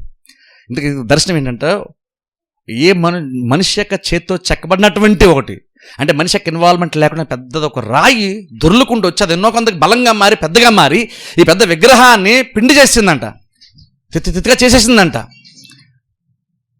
పూర్తిగా పడేసిందంట, చెత్త కొట్టేసిందంట. అక్కడ దానియేలు అక్కడ దాని దర్శనం చెప్తాడు. కానీ అందులో ఉన్న మర్మం ఏంటో తెలుసా, అందులో అర్థం ఏంటంటే యాక్చువల్ టైం వచ్చినప్పుడు క్రీస్తు కూడా వస్తాడు. ఏవైతే పెద్ద పెద్ద రాజ్యాలు చెప్పుకొని చాలా బలంగా ఉన్నాయని చెప్పుకున్న రాజ్యాలు ఉన్నాయో అవన్నీ కూడా క్రీస్తు ముందు తలగ్గాల్సిందే. అది అగ్రరాజ్యం చెప్పుకున్నటువంటి ఏ రాజ్యమైనా సరే చివరికి ఈయన కిందకే రావాలి. అవన్నీ చాలా బలంగా కనబడతాయి. ఆ విగ్రహం అంటే పైన ఏంటంటే మేలం వెండితో చేయబడింది, చాలా వాల్యుబుల్ అనుకుంటాం. ఆ తర్వాత ఏమో బంగారుతో చేయబడింది, తర్వాత ఏమో వెండితో చేయబడింది, అది విలువైంది అనుకుంటాం. ఎత్తడు కదా, స్ట్రాంగ్ అనుకుంటాం. పాదాలు ఐరన్తో చేయబడినాయి కదా, బలంగా నిలబడుతుంది విగ్రహం అనుకుంటాం. కానీ ఐరన్ ఉంది, ఐరన్తో పాటే మట్టి కూడా మిక్స్ అయిందంట. ఐరన్ మట్టి కలవదు కాబట్టి బలంగా విలువైన కనబడుతున్న ప్రతిదీ కూడా ఎంత బలహీనమైనటువంటి దాని మీద నిలబడుందో దేవుడు ఆ రోజున చూపించాడు. రాజ్యాలు ఎంత బలహీనమైనటువంటి కండిషన్లో ఉంటున్నాయో చెప్తున్నాడు అక్కడ. అందుకనే దేశాన్ని చూసి మనం గర్వపడకూడదు, సంతోషించాలి. దేవుడు మనల్ని పుట్టించాడు, సంతోషించాలి. కానీ మనకి ఇక్కడ ప్రాబ్లమ్ సాల్వ్ అయిపోతుంది ఎప్పుడు అనుకోవద్దు. అల్టిమేట్గా దేవుని వైపు మనం ఎవరైనా సరే చూస్తే అక్కడి నుంచే మనకు సొల్యూషన్ ప్రతిదీ కూడా వస్తుంది. దేవుడు ముందు ఇవేవి పనికి రావు. దేవుని యొక్క సహాయం ముందు మనుషుల యొక్క సహాయం ఏమాత్రం కూడా పనిరాదు. ఎంత పెద్ద ప్రాబ్లం దేవుడు సొల్యూషన్ ఇచ్చాడు చూడండి, ఎంత బాగా ఇచ్చాడు సొల్యూషన్. ఎప్పుడో వాగ్దానం చేశాడు, మర్చిపోలేదు దేవుడు. కాలం పరిపూర్ణమైనప్పుడు దేవుడు దాన్ని నెరవేర్చాడు. టైంలో దేవుడు మర్చిపోలేదు తెలుసా. ఎప్పుడో వాగ్దానం చేసేదంత తోటలో ఆదం ఎప్పుడు పాపం చేశాడు, ఎప్పుడు వాగ్దానం చేశాడు. దాని దేవుడు మరలా ఆ సందర్భాల్లో దానియేలు ద్వారా, భక్తులు అందరి ద్వారా దేవుడు యెషయా ద్వారా దేవుడు జ్ఞాపకం చేస్తూనే వచ్చాడు. మనుషులకు మైండ్లో స్థిరపరిచే ప్రయత్నం చేశాడు. తర్వాత టైం వస్తే రానే వచ్చాడు, ఆ రక్షకుడు వచ్చాడు. రక్షణ కార్యం చేసి ప్రాబ్లం సొల్యూషన్ దేవుడు మనకి ఇచ్చాడు. అందుకని ఇప్పుడు మనం క్రీస్తుడు ఏదో పుట్టాడు, పసిపిల్లడు పుట్టాడు అని చెప్పి చూసి మనం ముద్దుగా ఉండడం ఆనందిస్తున్నాం కాదు, ఆయనలో మనం రక్షణను చూస్తున్నాం. రక్షణ దాంట్లో ఏముందంటే పెద్ద ప్రాబ్లం ఉంది, పెద్ద ప్రమాదం ఉంది, అందుకే నీకు రక్షణ అవసరమైంది. ఇప్పుడు మన రక్షణ పడిన అర్థం ఏంటంటే నువ్వు ప్రాబ్లంలోని, నువ్వు సేఫ్టీలోనికి, సెక్యూరిటీలోనికి నువ్వు వచ్చేసావు. ఎంత గొప్ప కార్యమో చూడండి. ఇంత భయంకర ప్రపంచంలో సొల్యూషన్ వెతుక్కుంటున్నాను, సొల్యూషన్ కనిపెడుతున్నాను అని మనిషి చెప్పుకుంటూ అతిశయపడుతున్నాడు. దానిలోనే దాని వెనకాల ప్రతి సొల్యూషన్ వెనకాల 10 ప్రాబ్లమ్స్తో మనిషి వస్తున్నాడు. ఒక ఆన్సర్ తీసుకొస్తున్నాడు, దాంతోపాటు ఇంకో 9 సమస్యలు తీసుకొస్తున్నాడు. అలాంటి ప్రపంచంలో బతుకుతున్నప్పుడు ఏకైక మార్గము, ఏకైక జవాబు నిజంగా క్రీస్తే. ఇప్పుడు మనం ఆనందించాలి. ఎందుకంటే ప్రతిదానికి సొల్యూషను ఆయనయే. ఆ దేవుడు ఎప్పుడో వాగ్దానం చేశాడు. మన దేవుని కృప ఏంటంటే రక్షణ కార్యం జరిగిన తర్వాత మనం చూసారా, మనం ఇంకా అదృష్టవంతులు అంటాను, భాగ్యవంతులు అంటాను. ఎందుకంటే ప్రతిదీ నువ్వు వెనక్కి తిరిగి నువ్వు చూసి క్రీస్తుని అర్థం చేసుకోగలిగేటువంటి కాలంలో నువ్వు ఉన్నావు. అబ్రహాం వీళ్ళెవరికి అర్థం కాలేదు, కానీ మనకు అన్ని పూర్తిగా అర్థం అవ్వగలిగేటువంటి కండిషన్లో మనం కూడా ఉన్నాం. ఎంత గొప్ప కారణం. అప్పుడు అంటాను, క్రిస్మస్ రోజున ఇంకెంత ఎక్కువ మనం ఆనందించాలి రక్షణ బట్టి, రక్షకుడిని బట్టి. ఇప్పుడు చూడండి, ఎందుకంటే చూడండి, ఏదైనా తోటలో ఆదాము అవ్వల రోజు చాలా హ్యాపీ ఫీల్ అయి ఉంటారు. ఎందుకంటే మొత్తం మనం ఏదైనా తోటలో నుంచి మనం బయటకు వెళ్ళిపోవడానికి కారణమే ఈ సర్పము. కానీ ఇప్పుడు సడన్గా ఆ తల చెత్తగొడతాడని చెప్పేసరికి ఎంత ఆనందించి ఉంటారు సార్, ఆలోచించండి. ఎంత ఆనందించి ఉంటారు. ప్రాబ్లం ఏంటో నిజంగా అర్థమవుతానే కదా మనం కూడా ఆనందిస్తాం. ఎందుకంటాను, ప్రాబ్లం కరెక్ట్గా అర్థం చేసుకోవాలి. మనం ప్రపంచంలో మనం అనుకున్నంత బాగా ఏమీ లేదు. అలాంటి ప్రపంచంలో దేవుడు మాత్రమే మనకు సొల్యూషన్ని ఇస్తాడు. అలాంటి దేవుడు నమ్మినప్పుడు మనం ఎంత ధైర్యంగా లోకంలో బ్రతకాలి. నీ లైఫ్ యొక్క రెస్పాన్సిబిలిటీ, నీ ఫ్యామిలీ యొక్క రెస్పాన్సిబిలిటీ, నీ పిల్ల యొక్క రెస్పాన్సిబిలిటీ ఆయన భుజంలో ఉందో ఆయనే చెప్పాడు. ఎప్పుడో రాజ్యాల యొక్క భారం, రాజ్యం నడిపించేదంతా ఆయన భుజాల మీద ఉంది. ఆయన మోస్తున్నాడు, ప్రతిదీ ఆయన చూసుకుంటాడు. ఎందుకంటాను, ప్రతిదీ మీ చేతులకు తీసుకోకండి, అల్పమ్మగానే కార్యాలు జరుగుతాయి. దేవుని చేతుల్లో పెట్టేయండి, దేవుని భుజాల మీద పెట్టేయండి. ఆయన నెరవేర్చేంత బ్రహ్మాండంగా ఎవరు కార్యాలని నెరవేర్చలేరు. అంత గొప్ప రక్షకుని మన కొరకు పంపించి దేవుడు మనల్ని ఎంతగా ప్రేమించాడో చూపించాడు. దేవుడు లోకాన్ని ప్రేమించిన అద్వితీయ కుమారుని మనకి అనుగ్రహించాడు. నీకోసం నీకు ఇచ్చాడు దేవుడు కుమారుని, మన కోసం ఇచ్చాడు. ఎలాంటి వాళ్ళు మనం అప్పుడు ఎలా ఉన్నాం, ప్రభు పంపిస్తావా రక్షకుని అనే కండిషన్లో మనం లేము. మన సొంత మార్గాల్లో గొర్రెల వల్ల తిరిగి మన సొంత మార్గాలు వెళ్ళిపోతుంటే ఆయన మనం వెతుక్కుంటూ వచ్చాడు. బయట వాళ్ళకి క్రిస్టియన్కి ఉన్న డిఫరెన్స్ ఏంటో తెలుసా, వాళ్ళేమో దేవుని వెతుక్కుంటూ వెళ్తారు, కానీ మందరికి వస్తే గొప్ప విషయం ఏంటంటే మనం వెతుక్కుంటూ దేవుడు వచ్చాడు. అది మనం వెతుక్కుంటూ వచ్చాడు. ఆయన మనం వెతుక్కుంటూ వచ్చాడు, నిన్ను వెతుక్కుంటూ దేవుడు వచ్చాడు. నువ్వు దేవుని తెలుసుకుంటావు మంచోడు కాబట్టి, నీకు అంత సాఫ్ట్ మైండెడ్నెస్ ఉంది కాబట్టి, నువ్వు సాఫ్ట్ కార్నర్ ఉంది కాబట్టి నువ్వు రక్షణ పొంది అనుకోవద్దు. నువ్వు లిటరల్గా మనందరం, నువ్వు కానీ అందరం దేవుని దూరంగా వెళ్ళిపోతున్నావు. కానీ ఆయన వెతుక్కుంటూ తన స్వరాన్ని నీకు వినిపింప చేస్తే నువ్వు విన్నావు. నువ్వు మంచోడు కాబట్టి నువ్వు వినేసావు అనుకోవద్దు. నువ్వు వినేంత గట్టిగా కేకేస్తే అప్పుడు నువ్వు వెనక్కి తిరిగి ఆయన వైపు నువ్వు చూసావు. నువ్వు వినడానికి నువ్వు ఆయనకి వినిపించడానికి చాలా వ్యత్యాసం ఉంది. నువ్వు వినలేదు, ఆయన వినిపించాడు తన స్వరాన్ని నీకు, అప్పుడు నువ్వు వెనక్కి తిరిగావు. ఆ రక్షణ వచ్చింది. ఇప్పుడు రక్షణ ఏం ప్రూవ్ చేస్తుందో మనకంటే, ఆయన ఖచ్చితంగా మన రెస్పాన్సిబిలిటీ ఖచ్చితంగా ఆయన తీసుకున్నాడు. నిన్న చచ్చిపోతే పరలోకం చేసే రెస్పాన్సిబిలిటీ తీసుకున్నాడు. దాంతోపాటు సమస్తాన్ని కూడా ఆయన తీసుకున్నాడు. అందుకని పౌలు అన్నాడు, కుమారుని అనుగ్రహించాడు, వాడు ఆయనతో పాటు సమస్తాన్ని మనకి ఎందుకు అనుగ్రహించాడు. అందుకని క్రిస్మస్ అందుకే ఆనందిస్తాం. ఎందుకు ఆనందిస్తాం అంటే, రక్షణ వచ్చిన తర్వాతే మనం ఇలా ఉన్నామంటే, ఆలోచించిన రక్షణ లేకుండా ఉంటే, ప్రపంచం రక్షకుడు రాకపోతే, దేవుడు కనుక ప్రపంచాన్ని ఎలాగ వదిలేసి ఉండుంటే ప్రపంచం ఇంకా ఉండదు. ఒకసారి ఆలోచించండి. ఆయన భుజాల మీద ఉంది కాబట్టి ప్రపంచం ఏమాత్రం అయినా సరే ఉంది. ఇంకో గొప్ప నిరీక్షణ మనకి ఏంటంటే, టైం వస్తే అంతా నూతన పరిచేస్తాడని చెప్తున్నాడు. అది ఇంకా గొప్పగా ఉంటుంది. కాబట్టి రక్షకుడు పుట్టాడు, రక్షకుడు భూమి మీదకి వచ్చాడు, మనకి కుమారుడు అనుగ్రహించబడ్డాడు, శిశువు అనుగ్రహించబడ్డాడు. రాజ్య భారమైన భుజాల మీద ఉంటుంది. అందుకే మనం ఆనందిస్తాం. ఎందుకంటే బడ్డ నీకు నీ మీద లేదు, భారం నీ మీద లేదు, భారం ఆయన తీసుకున్నాడు, నీ బాధ్యత నాది అన్నాడు. దాని గురించి ఎంతకైనా తగ్గించుకుంటే ఎంతగానో వస్తా అని చెప్పేసి పరలోకాన్ని వదిలేసి భూమి మీదకి ఆయన వచ్చాడు. అప్పుడు అంటాను, ప్రాబ్లంని చూసినటువంటి మనిషి, దరిద్రాన్ని, శాపాన్ని అనుభవించిన మనిషికి ఎంతకంటే గుడ్ న్యూస్ ఏముంటుంది. అందుకనే దీన్ని సువార్త అంటాం. దీన్ని కన్వర్షన్ అనము, అందుకని సువార్త అంటాం. అంటే అందరికీ గుడ్ న్యూస్, ప్రపంచం అందరికీ గుడ్ న్యూస్. వాళ్ళకి ప్రాబ్లం తెలియదు కాబట్టి వాళ్ళకి గుడ్ న్యూస్, అది గుడ్ న్యూస్ అనిపించదు, అందుకని వాళ్ళకి రక్షణ కూడా రాదు. ఎవరైతే ప్రాబ్లం చూస్తారో వాళ్ళ రక్షణ పొందుతారు. అలా మనం రక్షణ పొందని గొప్ప ధన్యం. రక్షకుడు భూమి మీదకి వచ్చాడు, నువ్వు రక్షణ గుర్తించావు, రక్షణ పొందావు. ఎంత గొప్ప భాగ్యమో తెలుసా? ఎంత గొప్ప ధన్యత దేవుడు ఇచ్చాడు, ఎంత గొప్ప కార్యం హృదయంలో దేవుడు చేస్తే నువ్వు ఈ రోజున కూర్చొని రక్షణ అనుభవిస్తూ ఆ రక్షకుని సేవిస్తున్నావు, ఆ రక్షకుని ఆరాధిస్తున్నావు. ఒకసారి ఆలోచించండి. రక్షణ పొందుకొని రక్షణను ఆనందిస్తున్నావు, నువ్వు రక్షణ ఆనందాన్ని అనుభవిస్తున్నావు మనం. అందుకనే క్రిస్మస్ రోజున మనం ఆనందిస్తాం, సంతోషిస్తాం. కనుక ఆనందం అంటే బయట వాటిని బట్టి రాదు, క్రీస్తుని ఆ క్రీస్తుని అర్థం చేసుకున్న దాన్ని బట్టి, ఆ జ్ఞానాన్ని బట్టి, ఆ మర్మాన్ని అర్థం చేసుకున్న దాన్ని బట్టి మాత్రమే క్రిస్మస్ నిజంగా ఆనందము వస్తుంది. ఈ ఆనందం 20వ తారీఖు అవ్వగానే క్లోజ్ అయిపోగానే మాయమైపోయేది కాదు. ఇది సడన్గా, ఇది కంటిన్యూగా జీవితాంతము ఉండేటువంటిది. క్రిస్మస్ కనుక నీకు అలా 26వ తారీఖు కూడా కంటిన్యూ అయితే నీకు నిజంగా క్రిస్మస్ మీరు జరుపుకున్నట్టు. ఈరోజు అయిపోయింది అమ్మా, అంతా అయిపోయిందండి, మళ్ళీ నెక్స్ట్ ఇయర్ క్రిస్మస్సే, అప్పటి వరకు మనకు హ్యాపీనెస్ ఏమీ లేదు అనుకుంటే నువ్వు క్రిస్మస్ నిజంగా నువ్వు క్రిస్మస్ సెలబ్రేట్ చేసుకోలేదు. సందర్భం మనం పెట్టినామంతే. ఈరోజే క్రిస్మస్ ఆనందం కాదు, దేవుడిచ్చింది ఒక రోజుతో ఆగిపోయేది కాదు, అది 365 రోజులు ఉండేటువంటిది. అలా నిజంగా చర్చకొచ్చడం వల్ల నువ్వు దేవుని అనుభవించగలుగుతున్నావా? దేవుని నిజంగా ఆరాధించగలుగుతున్నావా? ఆరాధించేటప్పుడు నీకు సంతోషం ఉంటుందా? దేవుడు నిజంగా నా జీవితంలో చాలా మేలు చేసేటువంటి ఒక సంతోషం, ఒక ఎదురు చూపు, ఒక ఆనందం, ఒక నిశ్చయత, దేవుని దగ్గరికి వచ్చి నిజంగా నీకు నిశ్చయత ఉంటుందా? సరే ఆలోచించుకోండి. అది ఆనందం ఒక్కరోజుతో ఆగిపోతే అయితే నిజంగా అది క్రిస్మస్ ఆనందమే కాదు. అంటే అంతకన్నా దుఃఖకరమైనటువంటి స్థితి ఇంకోటి ఉండదు అంటాను. ఈరోజు మాత్రమే ఆనందించేటువంటి క్రిస్టియన్ అయితే నువ్వు అసలు నిజంగా నువ్వు ఇంకా గుడ్ న్యూస్ నువ్వు అసలు అనుభవించలేదని అర్థం. ఈ రోజుతో అయిపోయేది కాదు ఆనందం, అది జీవితాంతం ఉండేటువంటి ఆనందం. అది నిజంగా దేవుడు ఇవ్వడానికి మనకి వచ్చాడు, కుమారుడు మనకు అనుగ్రహించబడ్డాడు. నీ భారము, నీ రాజ్యభారం, నీ కుటుంబభారం అంతా కూడా ఆయన మోస్తున్నాడు. నువ్వు కూడా ఆయన చేతుల్లో ఉన్న విషయం గుర్తుపెట్టుకో. ప్రతి దానికి జవాబు ఆయనని అర్థం చేసుకో. నీకున్న ప్రతి ప్రాబ్లంకి ఆయన దగ్గరికి వెళ్ళి ఆయన చేతుల్లో పెట్టి ఆయన బెస్ట్ సొల్యూషన్ మనకి ఇస్తాడు. ప్రార్థన చేసి అందరూ తల వంచుకొని మూసుకొని ప్రార్థన చేసుకుందాం.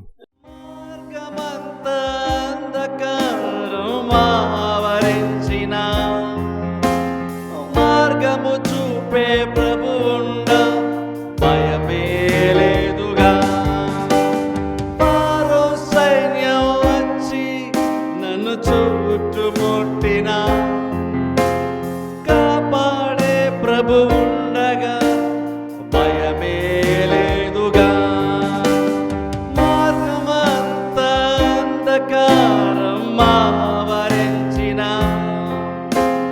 మార్గము చూపే ప్రభువుండ భయమే లేదుగా. ఫరో సైన్యం వచ్చి నన్ను చుట్టుముట్టిన, కాపాడే ప్రభువుండగా